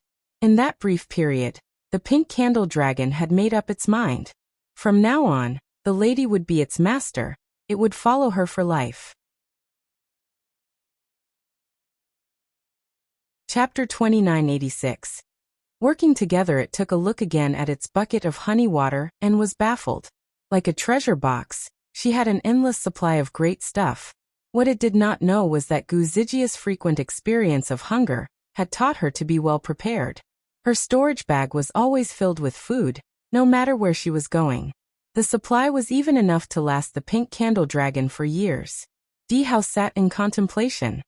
He was not curious about the enormous amount of food that his mother had, but had other thoughts in his mind. Mother, how did you find me here? Where are father and Shuyue? Obviously, he was more concerned about his family. Gu Shijiu sighed. Your soul disappeared so suddenly without any warning. It was a rather painful search for your father and I. He had to use a forbidden spell to locate you, only to realize that you were no longer in the Starry Crescent land, which prompted us to think that Fan Qianshi must be involved. We returned to the upper bound to look through the history books in the Biwu Palace, thinking that Fan Qianshi's hideout must be written down somewhere. Fortunately, their efforts were not in vain. Fan Qianshi's hideout was a secret to many, but not to Di Fui's father, Shenjiuli. The Divine Lord was renowned for his very broad knowledge about everything in the world. From one of his written books, We found a place, which was known to be the residence of the god of creation. They decided to leave Di Shuyue in Biwu Palace for her safety, where the majestic beasts could safely guard her. Their journey thence began. Quickly they found the residence. However, there was nothing left in there. Di Fui looked into every little detail that he could find and noticed that there were still many things that bore Fan Qianqi's scent. After all, he had spent many years there. Di Fui collected his scent to perform a spell that allowed him to look through the images that had been happening for the past month. There was a scene where the black candle dragon could be seen withdrawing Di Hao's soul from his body. Then he saw the desert. Millions of deserts could exist in the vast universe, so they couldn't search through the deserts, one by one.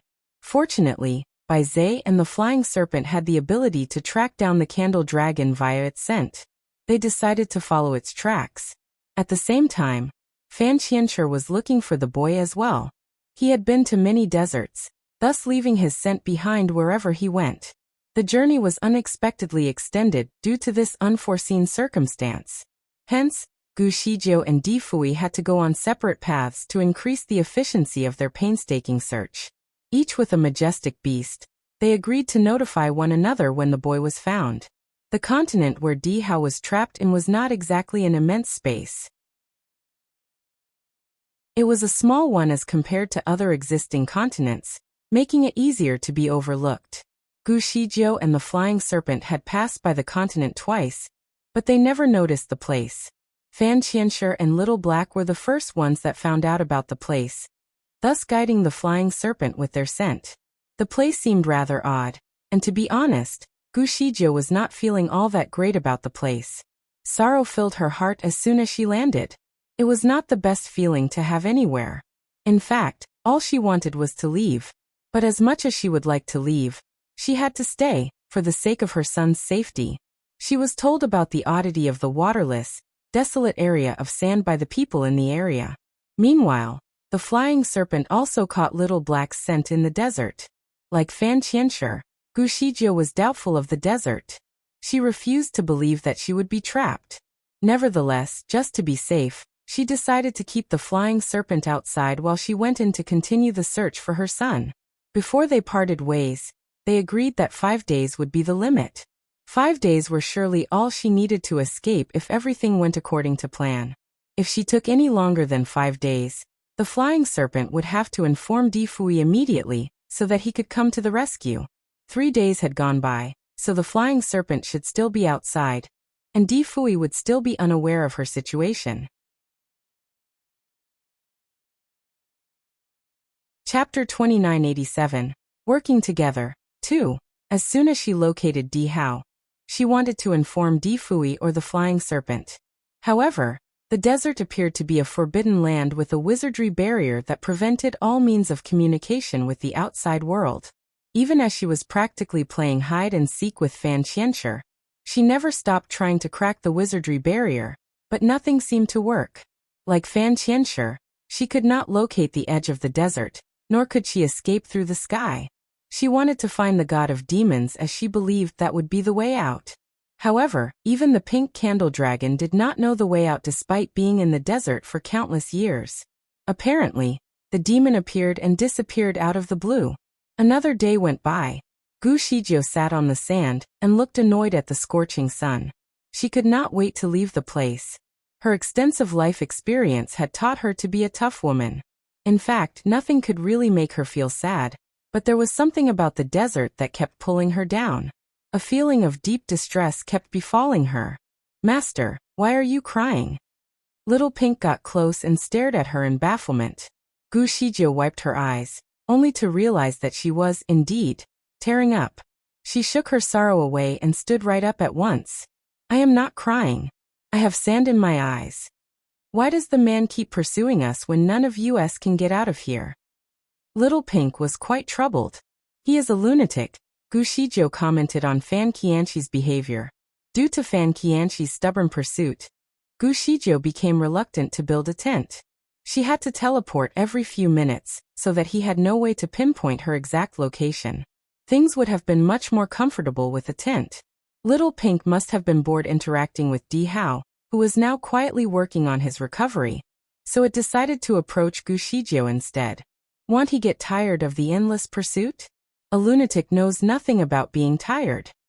Little Pink thought about the situation for a moment, and became quite eager to leave. How I wish I could get out of here. I have been looking forward to returning to the outside world. Master, the demon looks exactly like you. Could she be an embodiment of your previous life? Dumbfounded, Gu Shijie had never met the woman, so she had no idea how much they actually resembled one another. She pondered about the possibilities for a moment and then added, I don't think so. If the demon resembled my previous life, how could I even come into existence when she was still around? Perhaps she was not an embodiment, but a form of obsession that lingered on. Master, have you had any obsession that you did not achieve?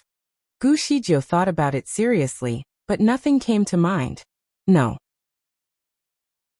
She had a loving husband and 2 adorable children. There was nothing more that she could ask for. There was only one thing that she desperately wished for. I hope that Fan Qianshi can just disappear from the world. I never want to see him again. She could not help but express the amount of hatred that she had for this peculiar man. The pink candle dragon quietly agreed. After that, Gu Shijie stood up abruptly and began yawning. Let's move, she addressed her comrades. Then, she reached out and held Dihao's hand. At the same time, the pink candle dragon also reached out its claw to her. Master, don't forget about me. Of course. Gu Shijie took its claw as well. All of a sudden, the pink candle dragon experienced a sharp pain on its body. Abruptly, the creature pulled its claw out from her grasp and retreated anxiously. Master. Chapter 2988. Working Together 3. In the blink of an eye, the pink candle dragon's chubby claw appeared bruised and dirty green in color. It was obviously poisoned. Fan Qianshi, did you really think I would not find out? Gu Shijie said scornfully. The pink candle dragon remained quiet. All of a sudden, a glimpse of light flashed by, and the chubby creature was no longer there. Apparently, Fan Qianshi decided to reveal himself. His hand was covered in a mass of bruises. Shijie, you truly are the smartest. There is nothing that can escape your eyes. Look at what you have done to me. All because of one careless mistake. He sighed. While he talked, he never stopped extracting the poisoned blood from his veins. Was he really the god of creation? She realized that their strengths were indeed incomparable. In fact, there was no chance for her to win if she chose to fight him face to face. The best chance of survival was to flee, but she could not leave the pink candle dragon behind. Fan Qianshi seemed to have read Gu Zijie's concern. Shijie, don't you try to run away from me again, or I will skin the creature. He reached to the side and pulled the pink candle dragon out of nowhere. It was clearly unconscious, and its entire body turned red due to the dilation of its blood vessels. Also, it was drenched in sweat. Gu Shijie was shocked. Fan Qianshi, no living thing should be kept in a storage bag. How could you put it in there? The pink candle dragon would be dead if it were trapped any longer. Oh really? No living thing is allowed? Fan Qianshi wiped the sweat away with his finger, and continued rather ironically. No wonder it is drenched. He then looked at Gu Shijie and continued. Shijie, stop running away, will you? Otherwise, I will have to keep it away in my storage bag again while I go after you. As you may already know, I am a rather lazy and clumsy person. I may forget to take it out to get some fresh air. Who knows how long it would be left in there? Read more chapters at List Novel. Comet was a firm threat, and Gu Shijie knew that Fan Qianshi was surely capable of inflicting such hostile pain on the poor creature. Therefore, she would no longer run away. I did not want to run at first, but your tireless pursuit quite entertained me, so I decided to play along, she added with a polite smile. She began yawning again, seeming out of boredom. We are not getting out of this place anyway. So your pursuit seems insignificant. What good can it do? Where is Difui? Fan Qianshi asked. He and I have parted ways. We were supposed to contact each other when Dihao was found. However, apparently getting into this place is a one-way ticket. All means of communication fail miserably. I cannot send out any messages to him at all. Fan Qianshi could not tell if she was telling the truth or not. Fan Qianshi, we are both trapped here. Shall we cease our fight for now? We should work together to find a way out. Our feuds can wait. Gu Shizhou took another look at the harsh sun and suggested. 2 brains are better than 1, right? She had a point. You are right. Killing you here would be meaningless if I cannot make it out in the end. I might die of boredom from having no one around. Fan Qianshi agreed. He then reached out to her and said, if we are going to work together, you need to show your sincerity. What do you mean exactly? Do you still have your favorite sour plum wine? I shall have 2 bottles. Dumbstruck, Gu Shizhou did not expect that wine was all that he would ask for.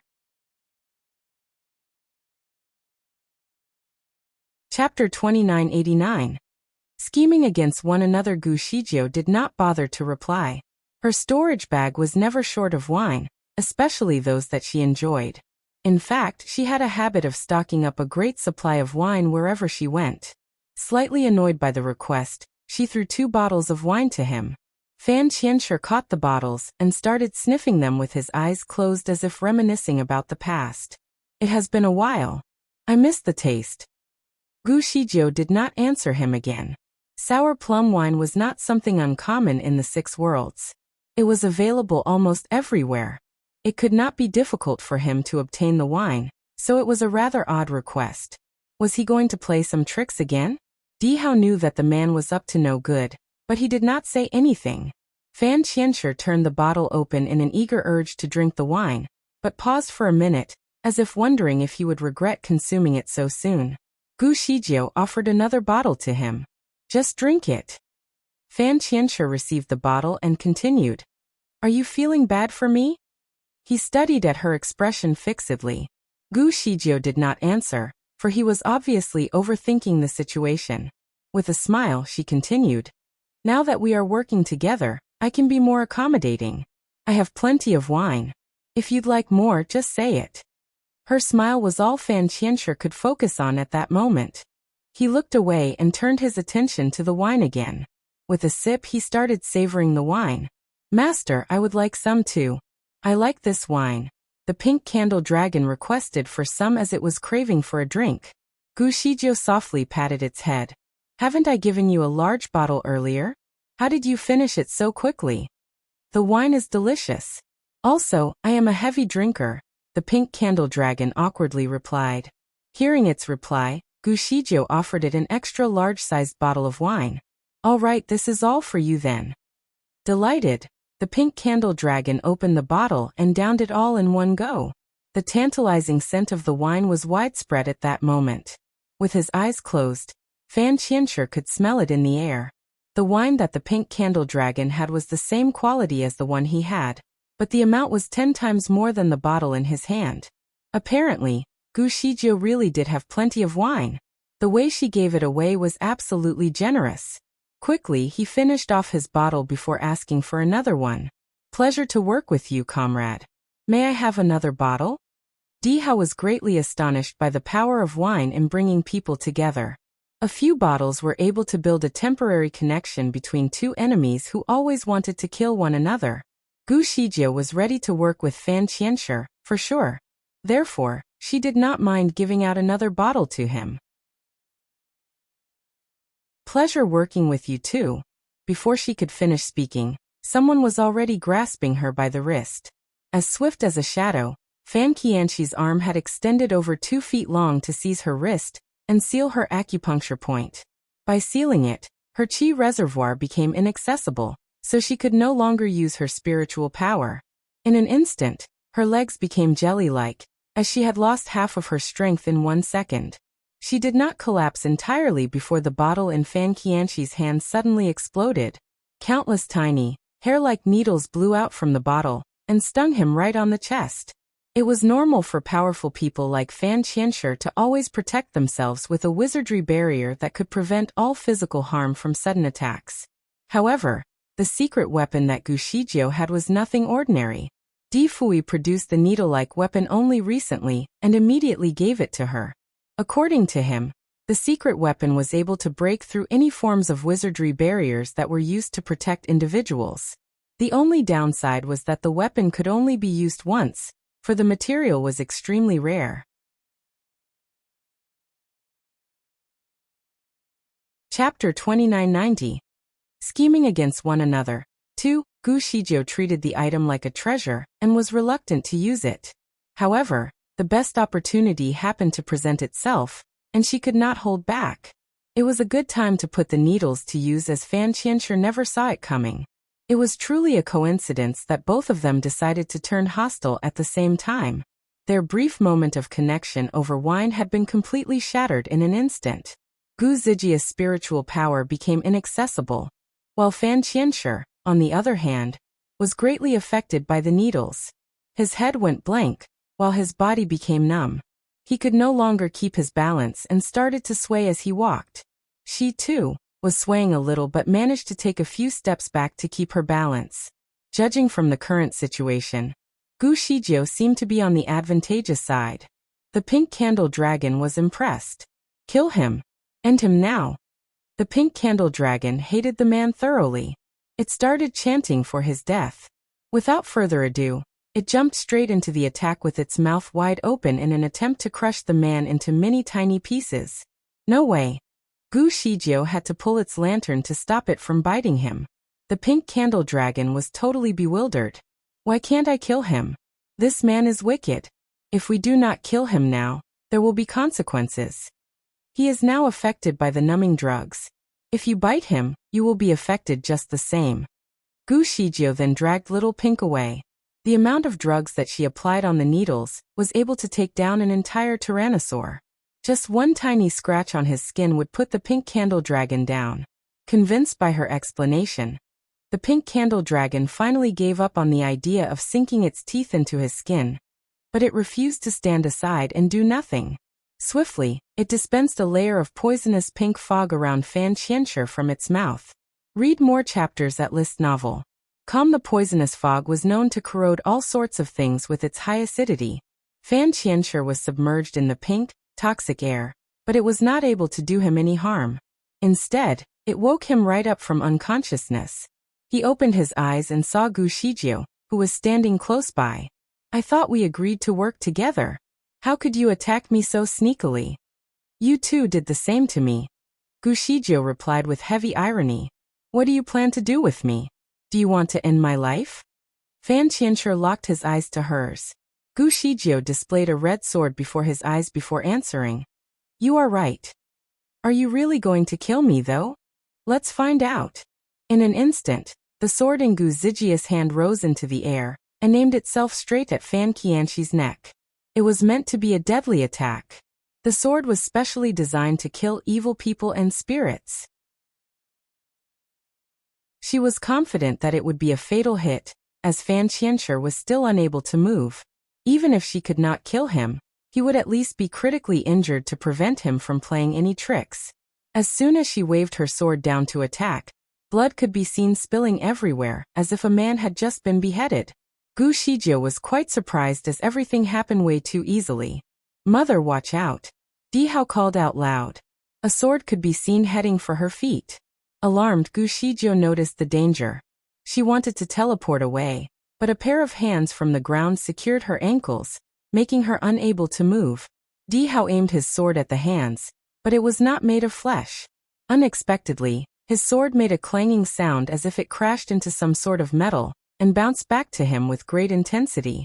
He almost cut himself with the sword. Those hands did not stop right.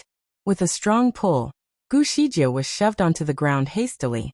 It was not utilizing the ground drilling technique, but in an instant, Gu Shijiu was already buried deep in the yellow sand.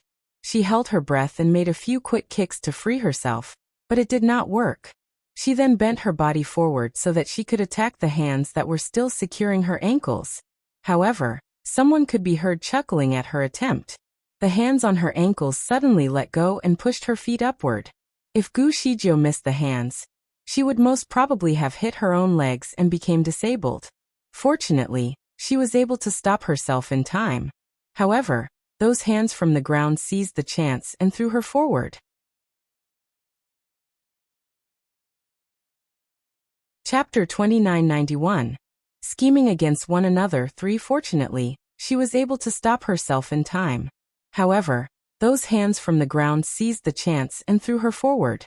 It was not long before the hands started violently attacking her. Wuxia's acupuncture points had been sealed off, thus restricting her movements once again. Another arm reached out to secure her waist tightly. There was so much pressure on her hand that she could feel her waist aching. Wuxia, I did not expect that you would hit me with such deadly strikes. Fan Qianxi's voice started to ring in her ears. He sounded annoyed. I could say the same to you. Wuxia was already drenched in a cold sweat. She could finally be honest with her thoughts, for they had already shed all pretenses of cordiality.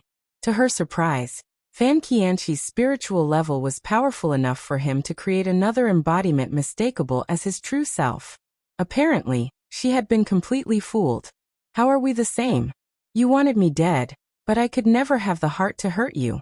Fan Qianshi seemed annoyed and heartbroken at the same time. Wuxia, you have always been so harsh, he said while pulling her even closer to him. Wuxia felt as if iron shackles had tightly chained her waist.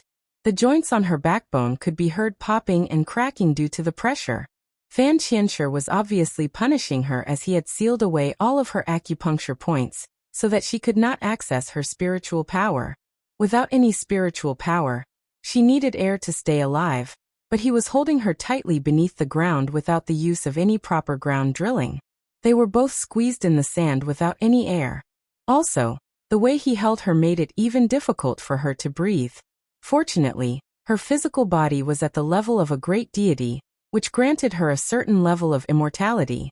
Otherwise, she would be long dead from suffocation. Wuxia felt as if she were being buried alive. It was a terrible feeling. The color from her face began to flush, and soon she turned pale. It did not take long for her to start coughing out blood. Fan Qianshi watched icily as her body began to fail, but he did not intend for her to die. So he started casting some spells. Let her go. The sand was parted to the sides. Dihao could be seen approaching them, though still looking quite pale. There was a bent blade in his hand with the sharp edge aimed directly at Fan Qianshi. Fan Qianshi looked at Dihao in utter disbelief. Isn't that the world-cutting blade from the master of the heavenly law? How did you get this? Good. It seems you understand the power of this weapon. Now let go of her, or I will use this blade right now, and we shall all perish together, Dihao sternly said. Let's talk outside, she cannot hold on much longer.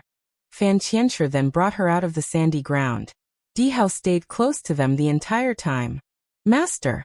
The pink candle dragon rushed forward in an attempt to take Wuxia out from his arms. Fan Qianshi simply waved his hand in the air to create a mobile vortex of rotating winds. And the candle dragon was immediately sent far away by the gusts of wind. It crashed into the ground, and had to stay low for a moment to regain its strength.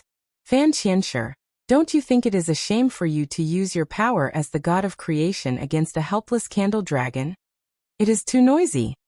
Fan Qianshi did not care about the pink candle dragon at all. He only kept it alive because of his promise to Little Black. Otherwise, the vortex of rotating winds that he had just summoned would be much more violent, enough to shed its flesh into pieces. Swiftly, he continued to seal off dozens of acupuncture points on Wuxia's body to take away her mobility. Little Shijio, don't you try to play any tricks. You can no longer get away from me, he said while putting her down on the ground. With an additional wizardry barrier cast around her, no one would be able to get close to her. He then turned his attention to Dihao and started mocking him. I did not expect to see you with this blade. I have been underestimating you for sure. However, it cannot be simply used by anyone. Do you know how to use it? We can test your hypothesis, Dihao said with a smile. He held the blade tightly in his hand, and a steady flow of blood was then drawn from his fingertip to the sharp edge of the blade, thus igniting the blade into a glowing metal.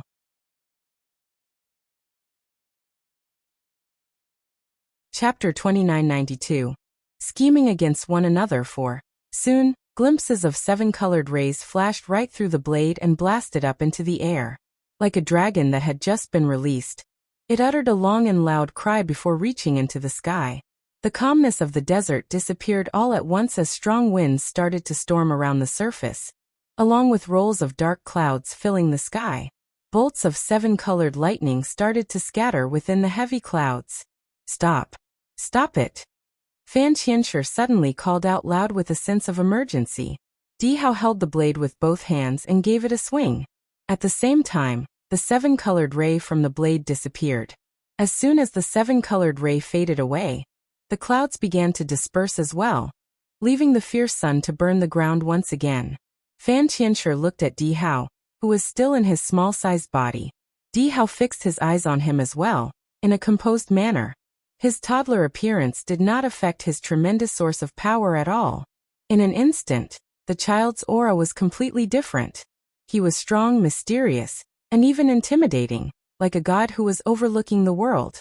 The pink candle dragon had just got back on its feet, but knelt back down and touched the ground with its forehead as soon as it saw Di Hao.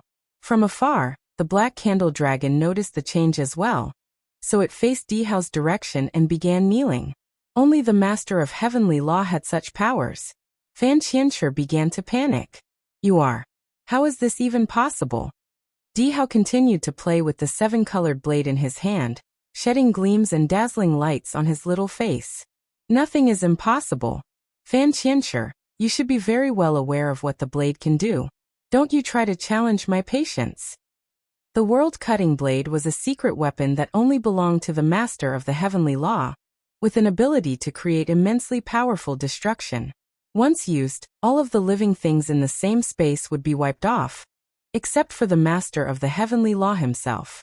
Fan Qianshi witnessed the actual power of the blade once, in a world where all kinds of ferocious beasts triumphed the earth. They were too stubborn to be taught and trained, so, to prevent its negative influence from spreading to another world, Di Fui had to use the blade. All living things were completely wiped off to zero existence, making the blade a legitimate weapon of total destruction. Fan Qianshi could never forget what the blade could do. Back then, when Di Fui was still a friend, Fan Qianshi once asked for the blade out of curiosity. Di Fui did not hesitate to pass the blade to him. However, he could not even hold the blade up. In an unexpected turn, the blade started chasing him around like he was an enemy. The pursuit finally came to an end when Di Fui took back possession of the blade. Di Fui once told him that only the master of the heavenly law could put the blade to use. It would not work for others. Anyone who tried to take the blade by force would have to face the consequences. Seeing Di Hao with the blade certainly came as a shock to Fan Qianshi.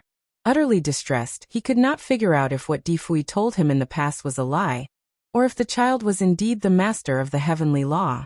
There would only be one master of the heavenly law. Even when Di Fui was reincarnated in another life, as long as his soul remained, the master of the heavenly law would still be him. Di Fui was well and alive, so this fact certainly baffled Fan Qianshi. Who exactly was Di Hao? Fan Qianshi had no answers to all of his questions, so he threw a glance at Gu Shijiao and caught her staring at the child in astonishment. It would seem that she was unaware of the child's identity too. Let's make peace, shall we? Fan Qianshi smilingly offered. Di Hao was a little surprised. Di Hao, with one quick use of this blade, all of the living things in this continent will come to an end as you know it, which includes your mother here.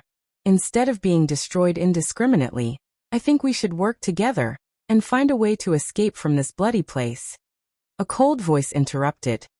No one can ever leave this place. All of you are staying here with me. They turned around and saw a lady standing gracefully at the side.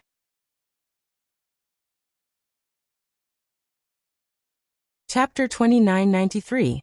Who are you?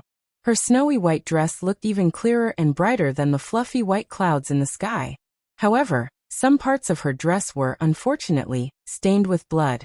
They were unsure if those stains were actually blood, or just some splashes that were added as decorations. Her pitch-black hair and supple red lips created a strong contrast to her ghostly pallor. Like hollows of darkness, there was almost no white in her eyes. In fact, a quick look into her eyes was enough to capture one's soul. Gu Shijiao was trying to release her acupuncture points that were disabled by Fan Qianshi when the lady suddenly made her appearance. Surprisingly, the lady looked exactly the same as her.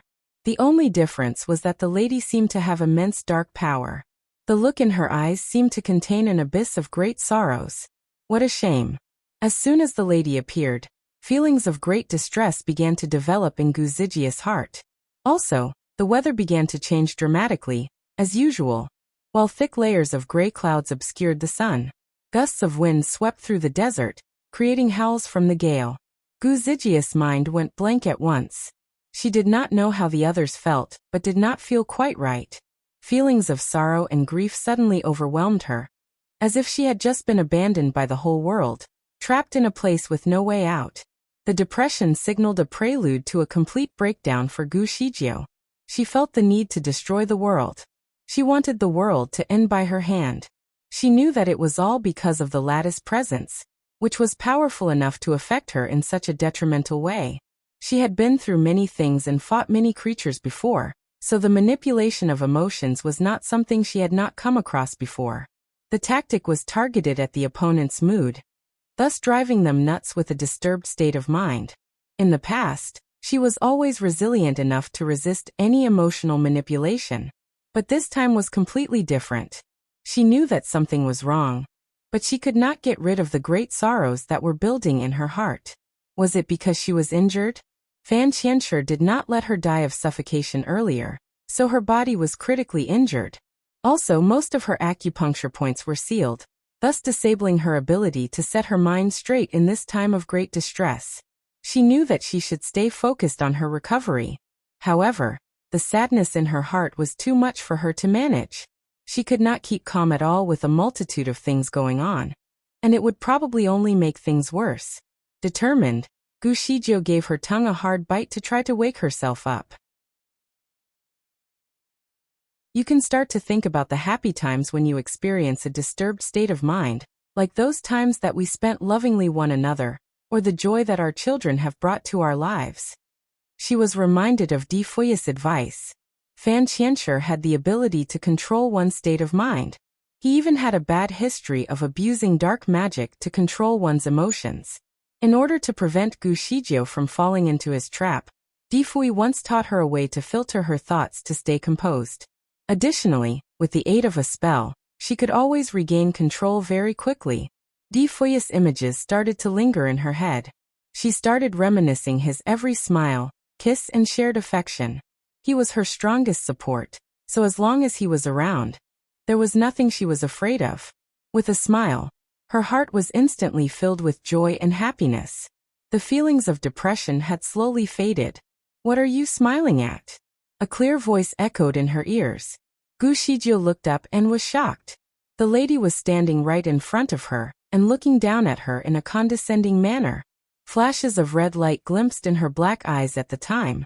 Looking at someone who had the same appearance made Gu Shijio feel rather uncomfortable. It was as if she was looking into a horror mirror. "Who are you?" Gu Shijio asked abruptly. The lady looked a little lost as well. "Who are you?" She echoed her words.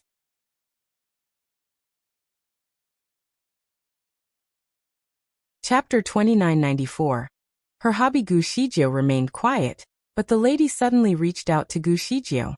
The wizardry barrier that Fan Qianshi had put up should have been able to keep everyone out of reach. However, the lady was clearly unaffected by the barrier. She placed her soft hand on Gu Zijia's face and started caressing it gently. "You and I look exactly the same. Did you steal my face?" Her hand was icy cold, so every single stroke was cold enough to freeze the victim's veins by turning warm blood into ice. Gu Shijio was incapable of moving right now, so she had to endure the chilliness of the woman's physical touch. It was so cold that she could feel chills going down her spine. The lady did not only bring about the cold in the area, she also brought forward an immense sense of pain and sorrow in Gu Zijia's heart. All of a sudden, she hugged her arms tightly and said, "I feel so cold. Do you feel the same? Look at them. They have become ice statues now." Shocked by what she heard, Gu Shijio quickly looked around. Di Hao, Fan Qianshi, and the pink candle dragon were all standing frozen, each in their own position of cultivating. All of their bodies were covered by a layer of ice, making them look like intricate ice statues. Di Hao was looking at her with his mouth half open, as if asking for help from his mother. The pink candle dragon had its eyes on her unwaveringly. It looked quite pathetic, and was obviously fearful of the lady. As for Fan Qianshi, He must not have thought that he would be trapped by the ice so quickly. Based on his stance, it seemed that he was about to issue a fire spell. Gu Shijiu could recognize the spell. It was certainly powerful enough to melt away any extreme cold and ice in an instant. He would have been able to stay clear of any ice surfaces once the spell was performed. Things obviously took an unexpected turn, based on his current condition. He basically stood there looking like a depressed ice statue. Meanwhile, Gu Shijiu had to endure the lattice ice-cold fingers. Is it cold? Whenever the lady touched her, the vessels under Gu Zijia's skin would freeze almost instantaneously. It was a rather painful encounter. I have been trapped here for thousands of years in the ice and snow, with no one to accompany me. I am so lonely. Will you stay with me? Gu Shijiu could tell that a steady stream of ice was slowly transferred into her bloodstream, penetrating every inch of her skin and bones. Her whole body started to freeze to the point where she felt that she was also turning into an ice sculpture. Even breathing became difficult since the air was filled with ice crystals. Every breath she took brought the spiky ice crystals into her air passages and lungs, thus inflicting injuries in her respiratory system. She was clearly in pain to the point where leaving her physical body behind suddenly seemed like a great option. Life is painful as it is, with more suffering than joy. Why don't you just let it go? The lattice voice echoed in Gu Zijia's ears like a wicked chant, telling her to give up. The voice seemed to have the power to induce a change of mindset in Gu Shijiu. She started to become convinced that she really should give up.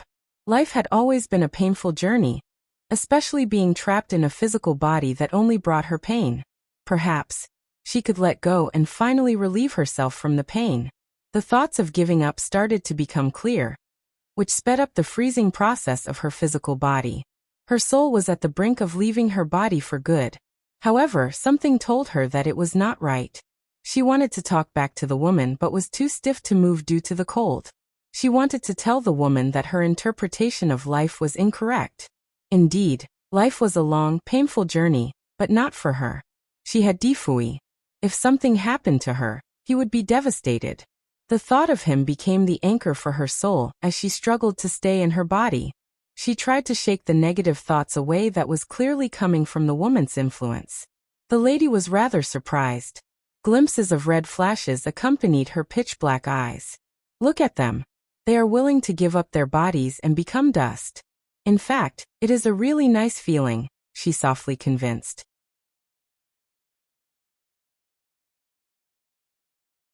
Chapter 2995. Her hobby too, she pointed at the rest of them. Di Hao, Fan Qianshi, and the pink candle dragon were three respective ice statues. As soon as she pointed at them, they were immediately shattered into broken ice cubes and became part of the thick snow on the ground. However, Gu Shijiu could feel her head spinning in agony. With a shriek, she uttered his name in an expression of terror. As a result, her chest was immediately filled with ice as soon as she called out his name. It was a terrible feeling. She had come all the way here to save her son, but he was shattered into pieces in an instant. What was the point of it all? She could not even save the life of her own son. Perhaps there was truly no point in living anyway. She should probably just wither and die. Yes, just wither and die, the voice echoed again, trying to convince her to give up.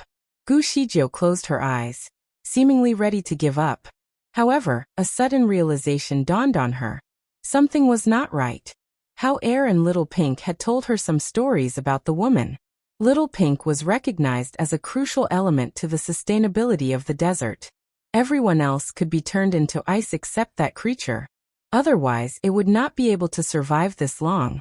Alarmed, she looked around at the expanse of white snow.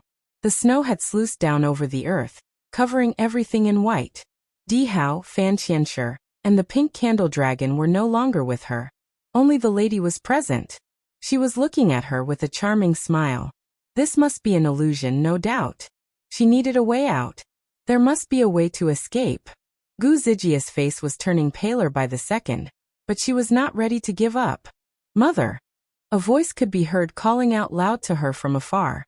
Mother, you are the god of creation. You cannot let yourself die. Like morning bells, these words came across her mind like a loud, deafening reminder. At the same time, She was suddenly reminded of a series of spells that could be used to break free from illusions. It was her last possible hope, so she had to try. Eagerly, she put it to use and started reciting the spells in her mind. All of a sudden, the entire view changed.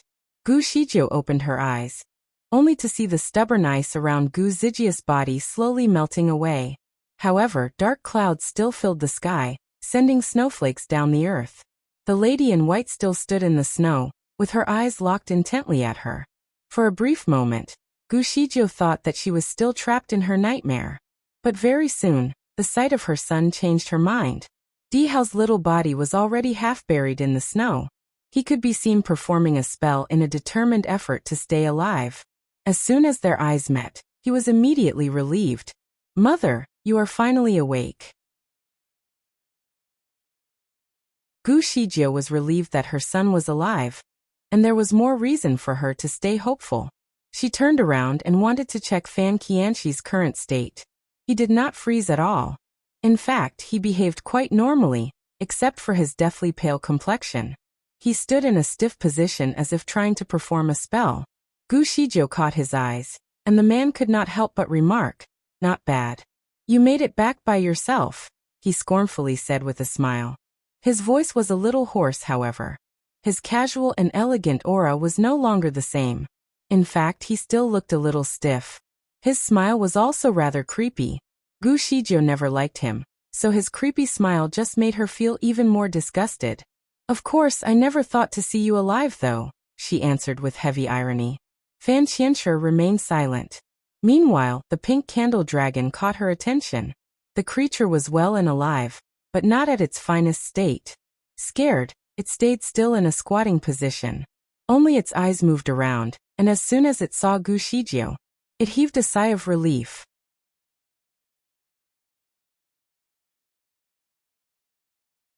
Chapter 2996. Her hobby 3, Gu Shizhou was certainly relieved that they were all alive. However, the boy was not doing quite well. His body was already half frozen. Gu Shizhou quickly teleported next to her son. She then placed her hand on his legs to transfer a steady stream of heat into the frozen lower half of his body to melt away the ice. After a while, Dihao was able to move his arms and legs a bit. "Mother, you are able to move again," he said excitedly while tugging her sleeves. When the lady in white first approached Gu Shizhou, she looked like she was getting possessed. A layer of ice appeared and disappeared from her body from time to time. However, she had no consciousness. Her eyes remained shut all the time. Anxiously, Dihao rushed forward to help, but before he could even get close, half of his body became frozen. Luckily, he realized in time that danger was real, so he started performing a spell to avoid being turned into an ice sculpture. Nevertheless, he was only able to save his upper body. He tried to hit the lady in white with a strike, but realized that his spiritual power was too depleted to cause any harm. All he could do was to call out for his mother, but she did not seem to be able to wake up. Her face could be seen getting paler and paler, which indicated that her soul might be on the brink of leaving her body. The pink candle dragon called out to her in high pitches as well, but none of its calling was heard. Panicked, Dihao realized that he had to try everything that he could. "Fan Qianshi, are you just going to let her die?" He tried to trigger him and, hopefully, get him to help. Read more chapters at List Novel. Fan Qianshi stood very still. He only gave Dihao a quick glance but did not answer anything. It was at that point that Dihao decided to address her by her real identity. He was desperate to save her. Surprisingly, it worked like magic, and Gu Shizhou woke up in time. Dihao realized that the spell that Gu Shizhou used to break free from the illusion was a very magical and powerful one. It was not a skill that she could possess from her current level of spiritual power. Needless to say, it was probably a skill that she acquired from her previous life as the creation deity. Although Gu Shizhou had no memory of being the god of creation, some things about her past and some odd techniques would always come to her mind in times of great danger. That was a perfect example of it. Dihao was glad that she could break free from the illusion. His mother always managed to work wonders. At present, Gu Shizhou patted Dihao lightly on her head as she said, "Of course, I can always find a way to recover." Deep down, she was a little perplexed though. Fan Qianshi had obviously restricted her movements when he sealed her acupuncture points. Therefore, when the lady first took control of her, she tried very hard to break free on her own but failed. Magically, she managed to free herself from Fan Qianshi's restriction, as she found a way to put a stop to the illusion. The injuries that she had suffered also seemed to subside. She took a look at the sky and clouds only see the gray clouds in the distance. The sun was nowhere to be seen.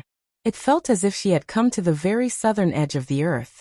Gu Shijie looked into her storage bag and took out a fur coat along with a heavy cloak, one for herself and the other for Di Hao. The garments were obviously two magical items. Both items looked rather bulky and loose at first, but as soon as they put the garments on, the sizes automatically adjusted to a perfect fit. The pink candle dragon wanted a cloak too. "Hey master, can I have one?" Gu Shijie hesitated a little before offering it a fur blanket. "Do you want this?" The pink candle dragon took the blanket and covered its body right away. "There is nothing for me surely," Fan Qianshi scornfully said. No one answered him. In fact, Gu Shijie pretended that he was not even there. Gu Shijie felt so much better after putting on the cloak. With a clear head, she started to recall many questions that she had, which were left unanswered.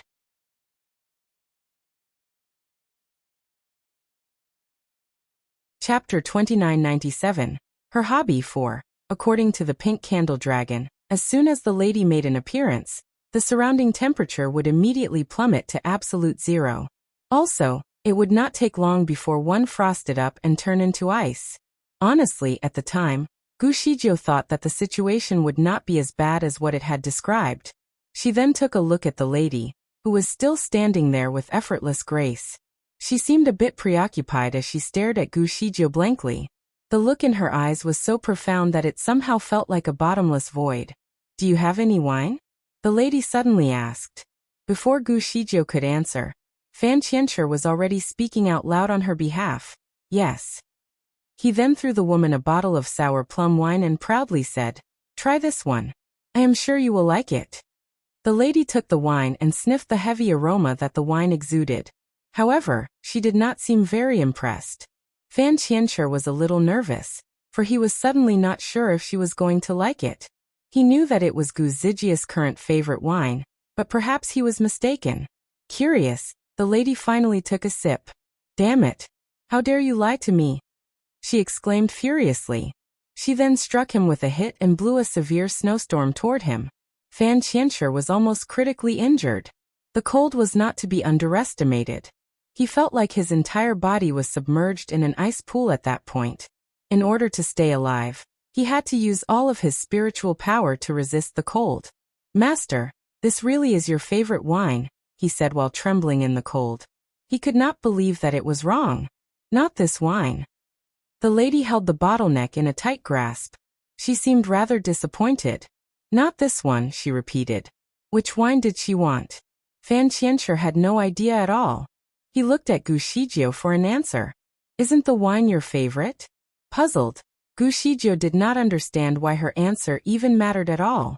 She did not feel that she was associated with the lady in white. Their preferences could not possibly be the same, though they shared the same appearance. Even twins could have completely different tastes and preferences. "Mother, isn't that your favorite wine?" Di Hao asked in a low tone. Meanwhile, the surrounding temperature started to drop again. Without her favorite wine, it seemed that the entire world would be doomed in extreme cold. Gu Shijie stopped to think for a moment. Soon, she took out a bottle of wine, intricately carved with unsophisticated and straightforward patterns. Di Hao could immediately tell that it was his father's work of art. "My favorite wine is actually the one that your father personally brews, but the ingredients are scarce, so he did not produce a lot of it. I will only take a sip whenever I crave for it," Gu Shijie explained. She took a quick look at the lady and caught her lingering eyes on the bottle. "Give it to me."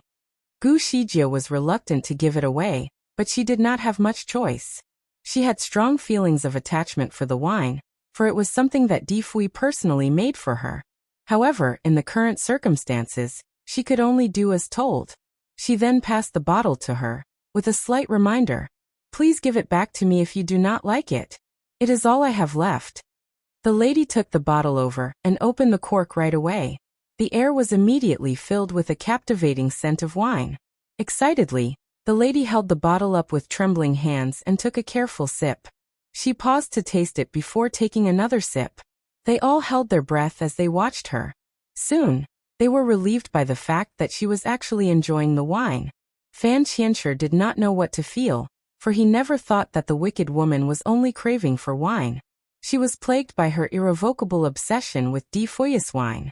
At that moment, Fan Qianshi's heart was quickly filled with utter bitterness. The lady looked like an addict as she took one sip after another to fulfill her satisfaction. Soon, the surroundings started to rise, and the warmth of spring had come to replace the extreme miserable cold. Relieved, they were glad that they finally had a cure for the god of demons' obsession for wine. Perhaps the wizardry barrier could finally be removed, and they could leave this bloody place. What a great wine! The lady sighed in delight. Abruptly, she waved her sleeves in the air as the pink candle dragon let out a long, high-pitched cry. After so many years, the gate was finally open for the first time. A giant whirlpool suddenly came into view, and Gu Shizhou was taken away by the turbulence. Gu Shizhou honestly thought that the whirlpool would lead her all the way out of the desert. She was looking forward to seeing the flying serpent. However, she was trapped in the turbulence for quite some time before she landed in another part of the world where she had never been.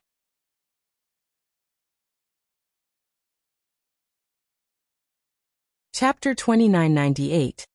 A demonic transformation. The flying serpent had a tough time waiting for her. Gu Shizhou wanted it to stay outside the desert. However, it could not stop worrying about her. In fact, it had already tried to contact her not long after Gu Shizhou ventured into the desert, but the connection could never get through. Fortunately, Gu Shizhou had warned it about the oddities of the desert. She had already suspected that there would be a barrier to hinder all means of communication with the outside world. So it would be normal that their calls would not go through. Therefore, with the information it was given, it patiently waited. The first day passed by. Then another 2 days passed. Gu Shizhou never sent any messages and did not show up. Hence, the flying serpent stood outside the desert like a statue, waiting for her return. It was not ready to tell De Fui about what had happened as he was occupied with his tasks, too. Many places were left unexplored, so it did not want to burden him as there was no guarantee that De Hao was in this desert. It could only wait and hope that Gu Shizhou could make it out within 5 days. Nevertheless, the constant expansion of the desert was one of its many concerns. The entrance of the desert used to be further away from the city. In fact, it was thousands of miles away. The extreme heat of the desert managed to keep people away, except for the friars who volunteered to behead the evil creatures that were rumored to exist. Besides them, there was hardly anyone who passed by, at least for the past 3 days when the flying serpent was there. Although it was commonly known that the desert was expanding, the rate of expansion was uncertain.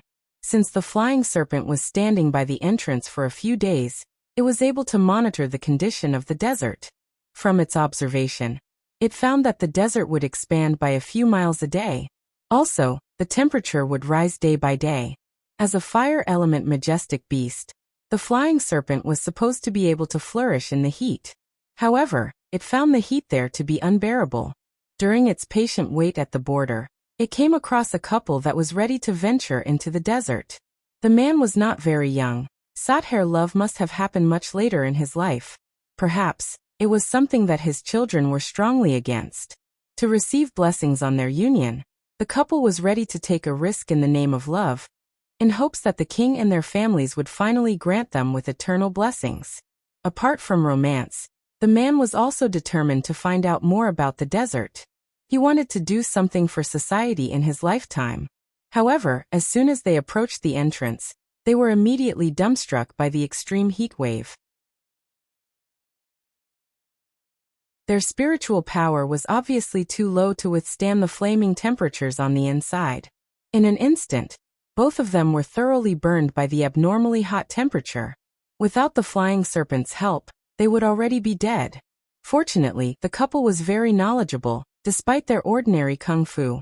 In particular, The woman's family business was sustained due to the knowledge that they shared with their customers. As the head of her family, she could turn anything into an erudite sharing, with things that were uncommonly known by the general public. From the lady, the flying serpent got to know a lot of things about the desert. The desert came into existence many thousands of years ago. It was formed out of thin air. At first, it was about the size of a small town, secured with an impenetrable wizardry barrier. The desert did not bother the primitive inhabitants during the early days, so no one cared about it.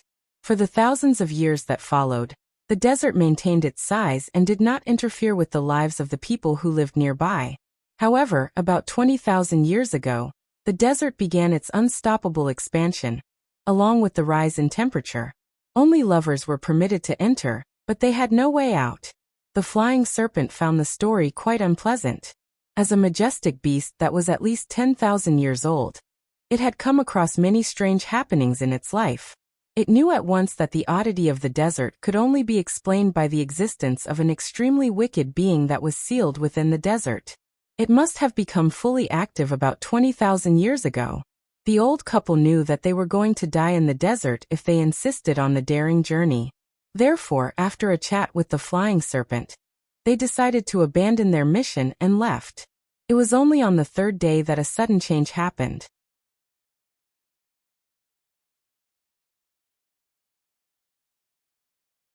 Chapter 2999. A Demonic Transformation 2. On that night, a hurricane screamed from within the desert, taking tons of yellow sand along with it. Rapidly, it expanded and started traveling at a speed of 50 miles per hour. It did not take long before it swept across the closest town and destroyed the entire place that was occupied by thousands of people. The people who saw it in time abandoned their homes and started running for life. However, those ordinary people could not travel fast enough to escape the disaster, especially those with children and elderly people in their families. Unfortunately, many of them could not escape their fate of being swallowed by the hurricane of sand. People of other cities heard about the tragedy that struck and panicked. Many packed their bags and left too, so it was rather chaotic. The flying serpent saw their misery and wanted to help. It wanted to help them flee from the violent storm, but they were terrified by its appearance. The more it wanted to help, the worse the situation turned out to be. In the end, the flying serpent could only stand aside and watch as these people vanished in the sand. It was as if the world was coming to an end. Meanwhile, the flying serpent finally figured it all out. It seemed that the desert had transformed into a demonic being. At the rate of its growth, the desert would swallow the entire continent in less than a month and would fall into the territory of the demon. Could the desert's sudden transformation be related to Wuxia? What happened to her? Is she still safe? The flying serpent had many unanswered questions. It was trying to decide if it should go against Wuxia's instructions and contact Difui in advance before their 5-day plan expired. To its surprise, Difui called first. Difui's voice was a little hoarse, which was an apparent display of his exhaustion. "Baby, do you have any news?" he asked gently. The flying serpent was definitely not used to his loving gestures. "Young master, it is I," it said with a trembling voice. Difui was at a loss for words. He and Wuxia had to cover different continents on their own to find Dihao quickly, so they needed a unique directed audio spell to stay in touch. The amulet was difficult to make and hard to control, which often required a large amount of spiritual power. Also, it was a single-use spell, so they would not usually call one another unless it was for something urgent. They would normally only call each other once every 6 days as they each only carried 10 devices. The call would not even last more than a minute before it lost its function. Before Wuxia ventured into the desert, she gave one piece away to the flying serpent, so that it could contact Difui if needed. Difui thought that Wuxia had the amulet with her, which was why he decided to go ahead and address her as baby. So, as soon as he heard the flying serpent, all of his patience faded. "Where is she? What is going on? Tell me everything, as fast as you can." Intimidated, the flying serpent quickly briefed him about its current situation. The flying serpent was clearly ineloquent, but it managed to wrap up everything that was happening in a clear summary. "Young master, Madam is probably fighting with a devil being now in the desert. It must be a tough fight, which prompted the desert to expand very frantically. Do you think that could be the case? It needed some hints. Tell me your exact location. I am going there now. Difui harshly said. The flying serpent told him its location, only to receive a hiss of disapproval from Baizé. So far away? Baizé would not usually complain about the distance, so when it did, they must be really far apart. Difui might take days to arrive, and all would be too late by then.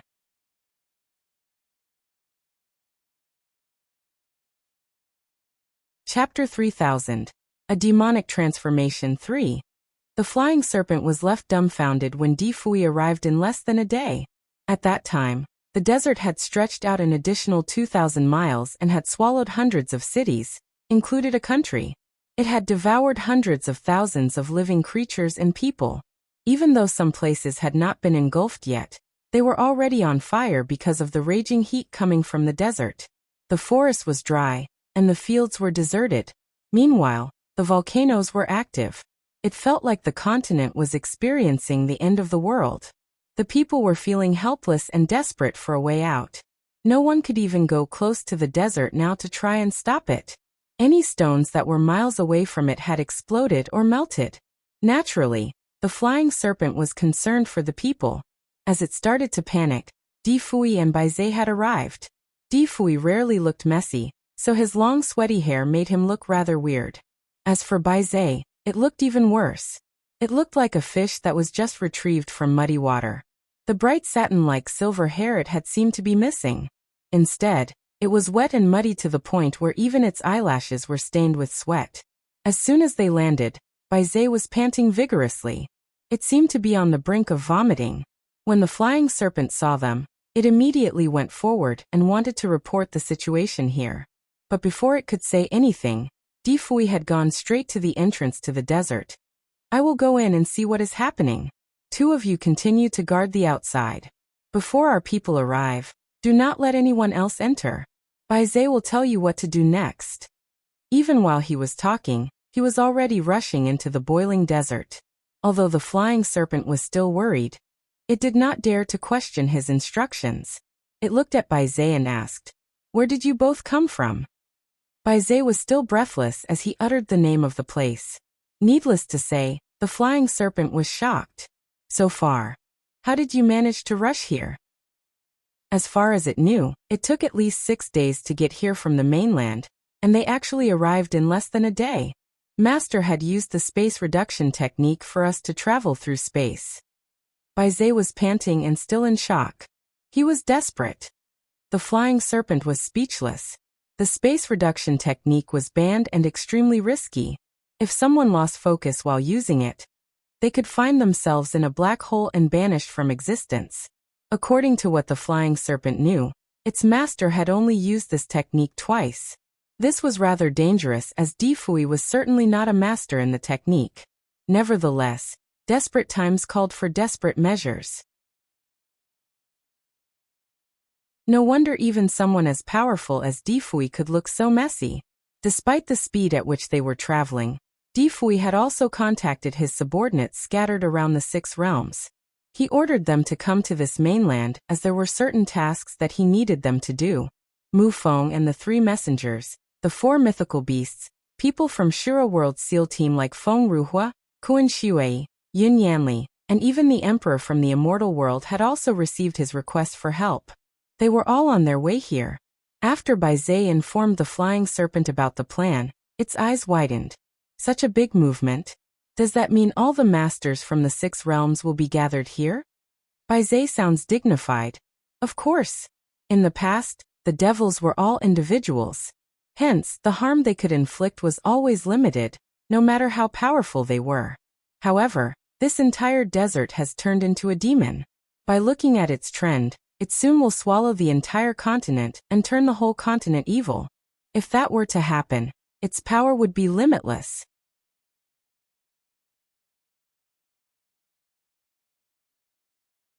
Chapter 3001. A Demonic Transformation 4. Once it takes this continent, it will continue to swallow the surrounding continents at a faster rate. Eventually, it will probably swallow the entire universe. Therefore, everyone has to cooperate in dealing with this catastrophe. The flying serpent remained silent. It could not help but look up at the desert one more time. The color of the desert was quite weird at the moment. It was black but also revealed some auspicious golden lights around it. What demon was it that was sealed in this desert? Did it actually have so much power? Difui rushed into the desert. The situation inside was obviously going to be very frantic as it was no longer only restricted to couples. The desert was expanding crazily and simply absorbed anyone into it. However, the temperature inside was too hot. Hence, all those with low spiritual power would immediately burst into flames and became part of the sand. Difui had a protective barrier around his body, so he was not afraid of the heat and fire. Swiftly, he landed on the ground and analyzed his surroundings. He was expecting something horrible given the information he had about the place. However, after he entered, it was actually a magnificent scenery. There were mountains, flowing water, flowers, and even trees. Furthermore, the air was fresh. Difui, who was always calm, was now stunned as he did not expect anything like this on the inside. He had landed on a large hill with peach trees planted on the hillside. It was the season for peach blossoms. So, pink peaches could be seen everywhere. From afar, they looked like large pink clouds. There was a stream of flowing water under the slope. Fallen flower petals danced upon the surface of the water as it floated down the river. Some were scattered around, and some were gathered in clusters. There was a hidden green canopy inside the peach grove. A silver bell was hanging on the roof and ringing in the wind. Difui paused for a moment when he saw the green canopy. Everything here felt familiar to him, as if he had heard someone mentioned about this place before. Of course, he could not remember who mentioned it to him. But the feeling was surreal. He thought about it for a while, and then headed to the peach grove. Suddenly he stopped. On a peach tree not far ahead of him, a woman dressed in green was lying on a branch and drinking liquor. She looked a bit casual. Some of her hair seemed to be tangled on the branch while the rest fell on her shoulder. Her eyes were bright, and her lips were red. She definitely looked stunning. It was Gushijio. Apparently, she was laying leisurely in the tree. She seemed to have sensed something, and turned her eyes to look at Difui. When she saw his face clearly, she immediately smiled at him like a blossoming flower and jumped down from the tree. Fui, you are finally here. She opened her arms and rushed over to him. Difui sighed with relief and raised his hand to hold her. Are you okay? Come, let me check if you are injured. He quickly sized her up as they drew closer to one another. Gu Zijia's pretty face blushed as she watched him gaze at her. However, her eyes seemed to shine even brighter. On the surface, she seemed very healthy. It was unlikely that she had suffered from any injury. Difui held her hand and sat side by side with her under the peach tree. What is the situation here? How is Hao Er? Did you find him? Gu Shijio shook her head slightly. Hao Er is not here. I am stuck in here. After I came in, I couldn't seem to find a way out. Fortunately, things here aren't too bad. I built a temporary house here for shelter. Come, let me show you the house. Let me know if it suits your taste. Then, the two of them walked side by side toward the depths of the peach grove.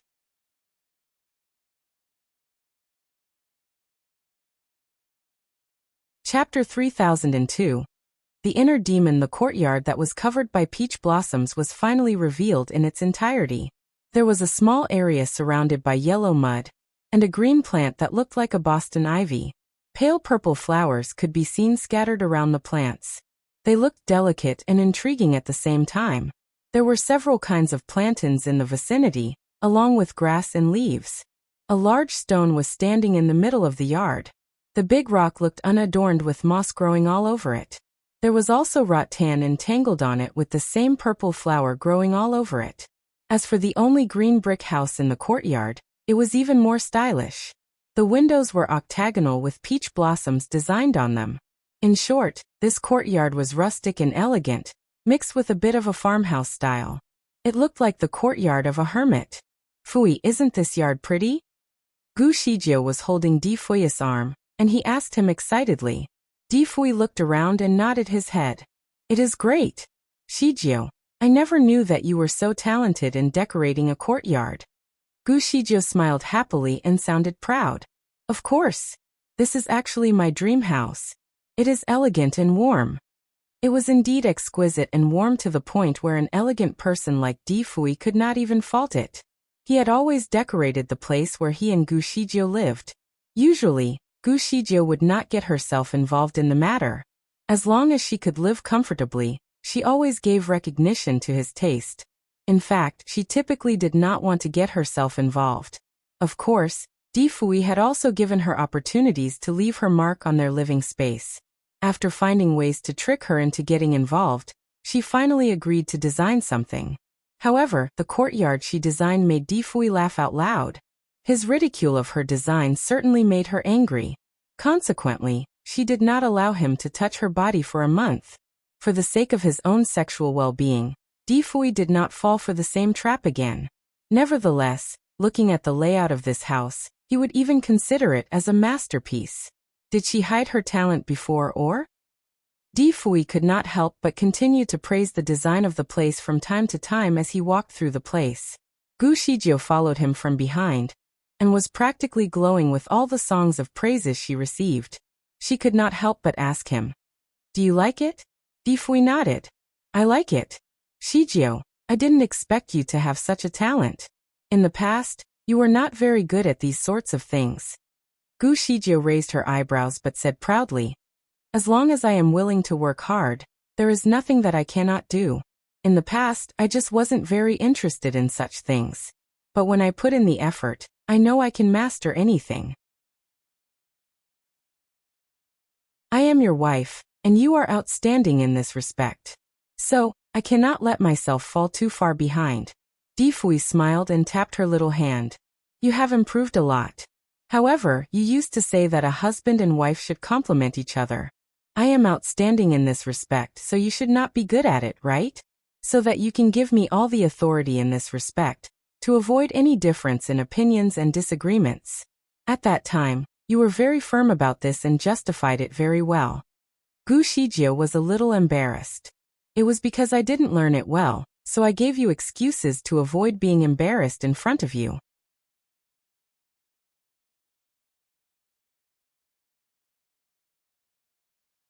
Chapter 3003, The Inner Demon 2. The two of them chatted for a while, and Di Fui teased her about some of her bad habits. She also laughed at him because of his fussiness and obsessive-compulsive disorder. The pair looked very warm together as they exchanged pleasantries. They looked just like an ordinary husband and wife.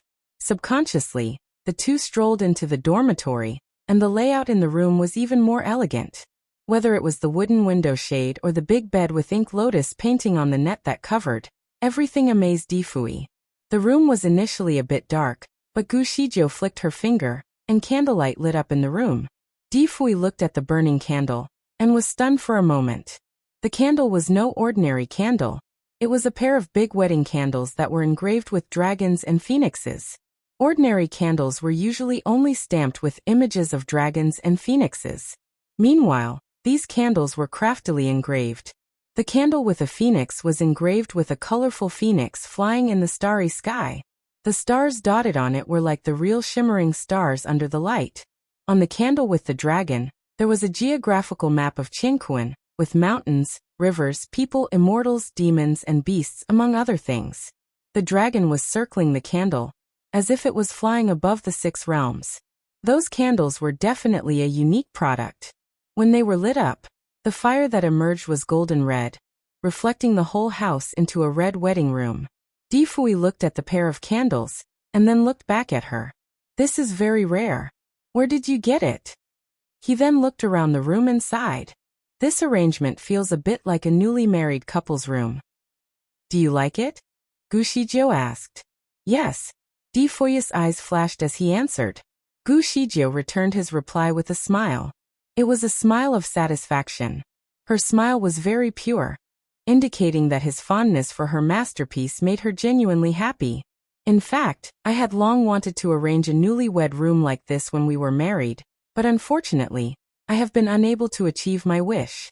I did not expect to do so over here. This is actually how I would like my room." She turned around with her arms opened, and her clothes fluttered in the wind.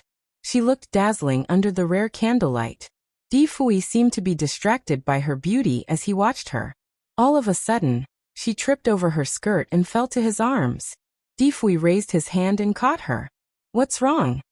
Apparently, Gu Shizhou did not anticipate that the man would be so lost. She stepped on his foot and remarked, silly. Di Fui was speechless. He looked at her and asked in a serious tone. What do you mean? Gu Shizhou slightly bit her lip as she continued. I think we can treat this as our wedding room. What do you think? Di Fui seemed to be confused. Shizhou, we have been married for a long time. Our kids are already grown up. Gu Shizhou was stunned and rather unhappy that he could not catch the hint. We can treat it like we have just gotten married again. After all, we have just been reunited after being separated for so long. Di Fui looked down at the ground as he replied. You are right. We have been separated for more than 2 months. Gu Shizhou raised her eyebrows at his reply. Fui, did you make a mistake? We have only been separated for 28 days, not 2 months. Di Fui was stunned by the reply he received. It's hard for me to remember it correctly. Sigh. A day without you feels like a few years for me. We have not been seeing each other for 28 days, but it feels like 20 years. His voice was soft and magnetic as he asked her. Shizhou, if we are getting married again, it would have to be a little bit grander. Unfortunately, I did not prepare the wedding gown. That you're tuning in to the Li Mei's Wuxia Whispers YouTube channel. We're so grateful for your support, and don't forget to subscribe to join us on this incredible journey through captivating stories. Your generosity through donations truly makes a world of difference, as it's the primary source of revenue that allows me to expand and enhance this channel for you. Thank you from the bottom of my heart for being a part of this adventure.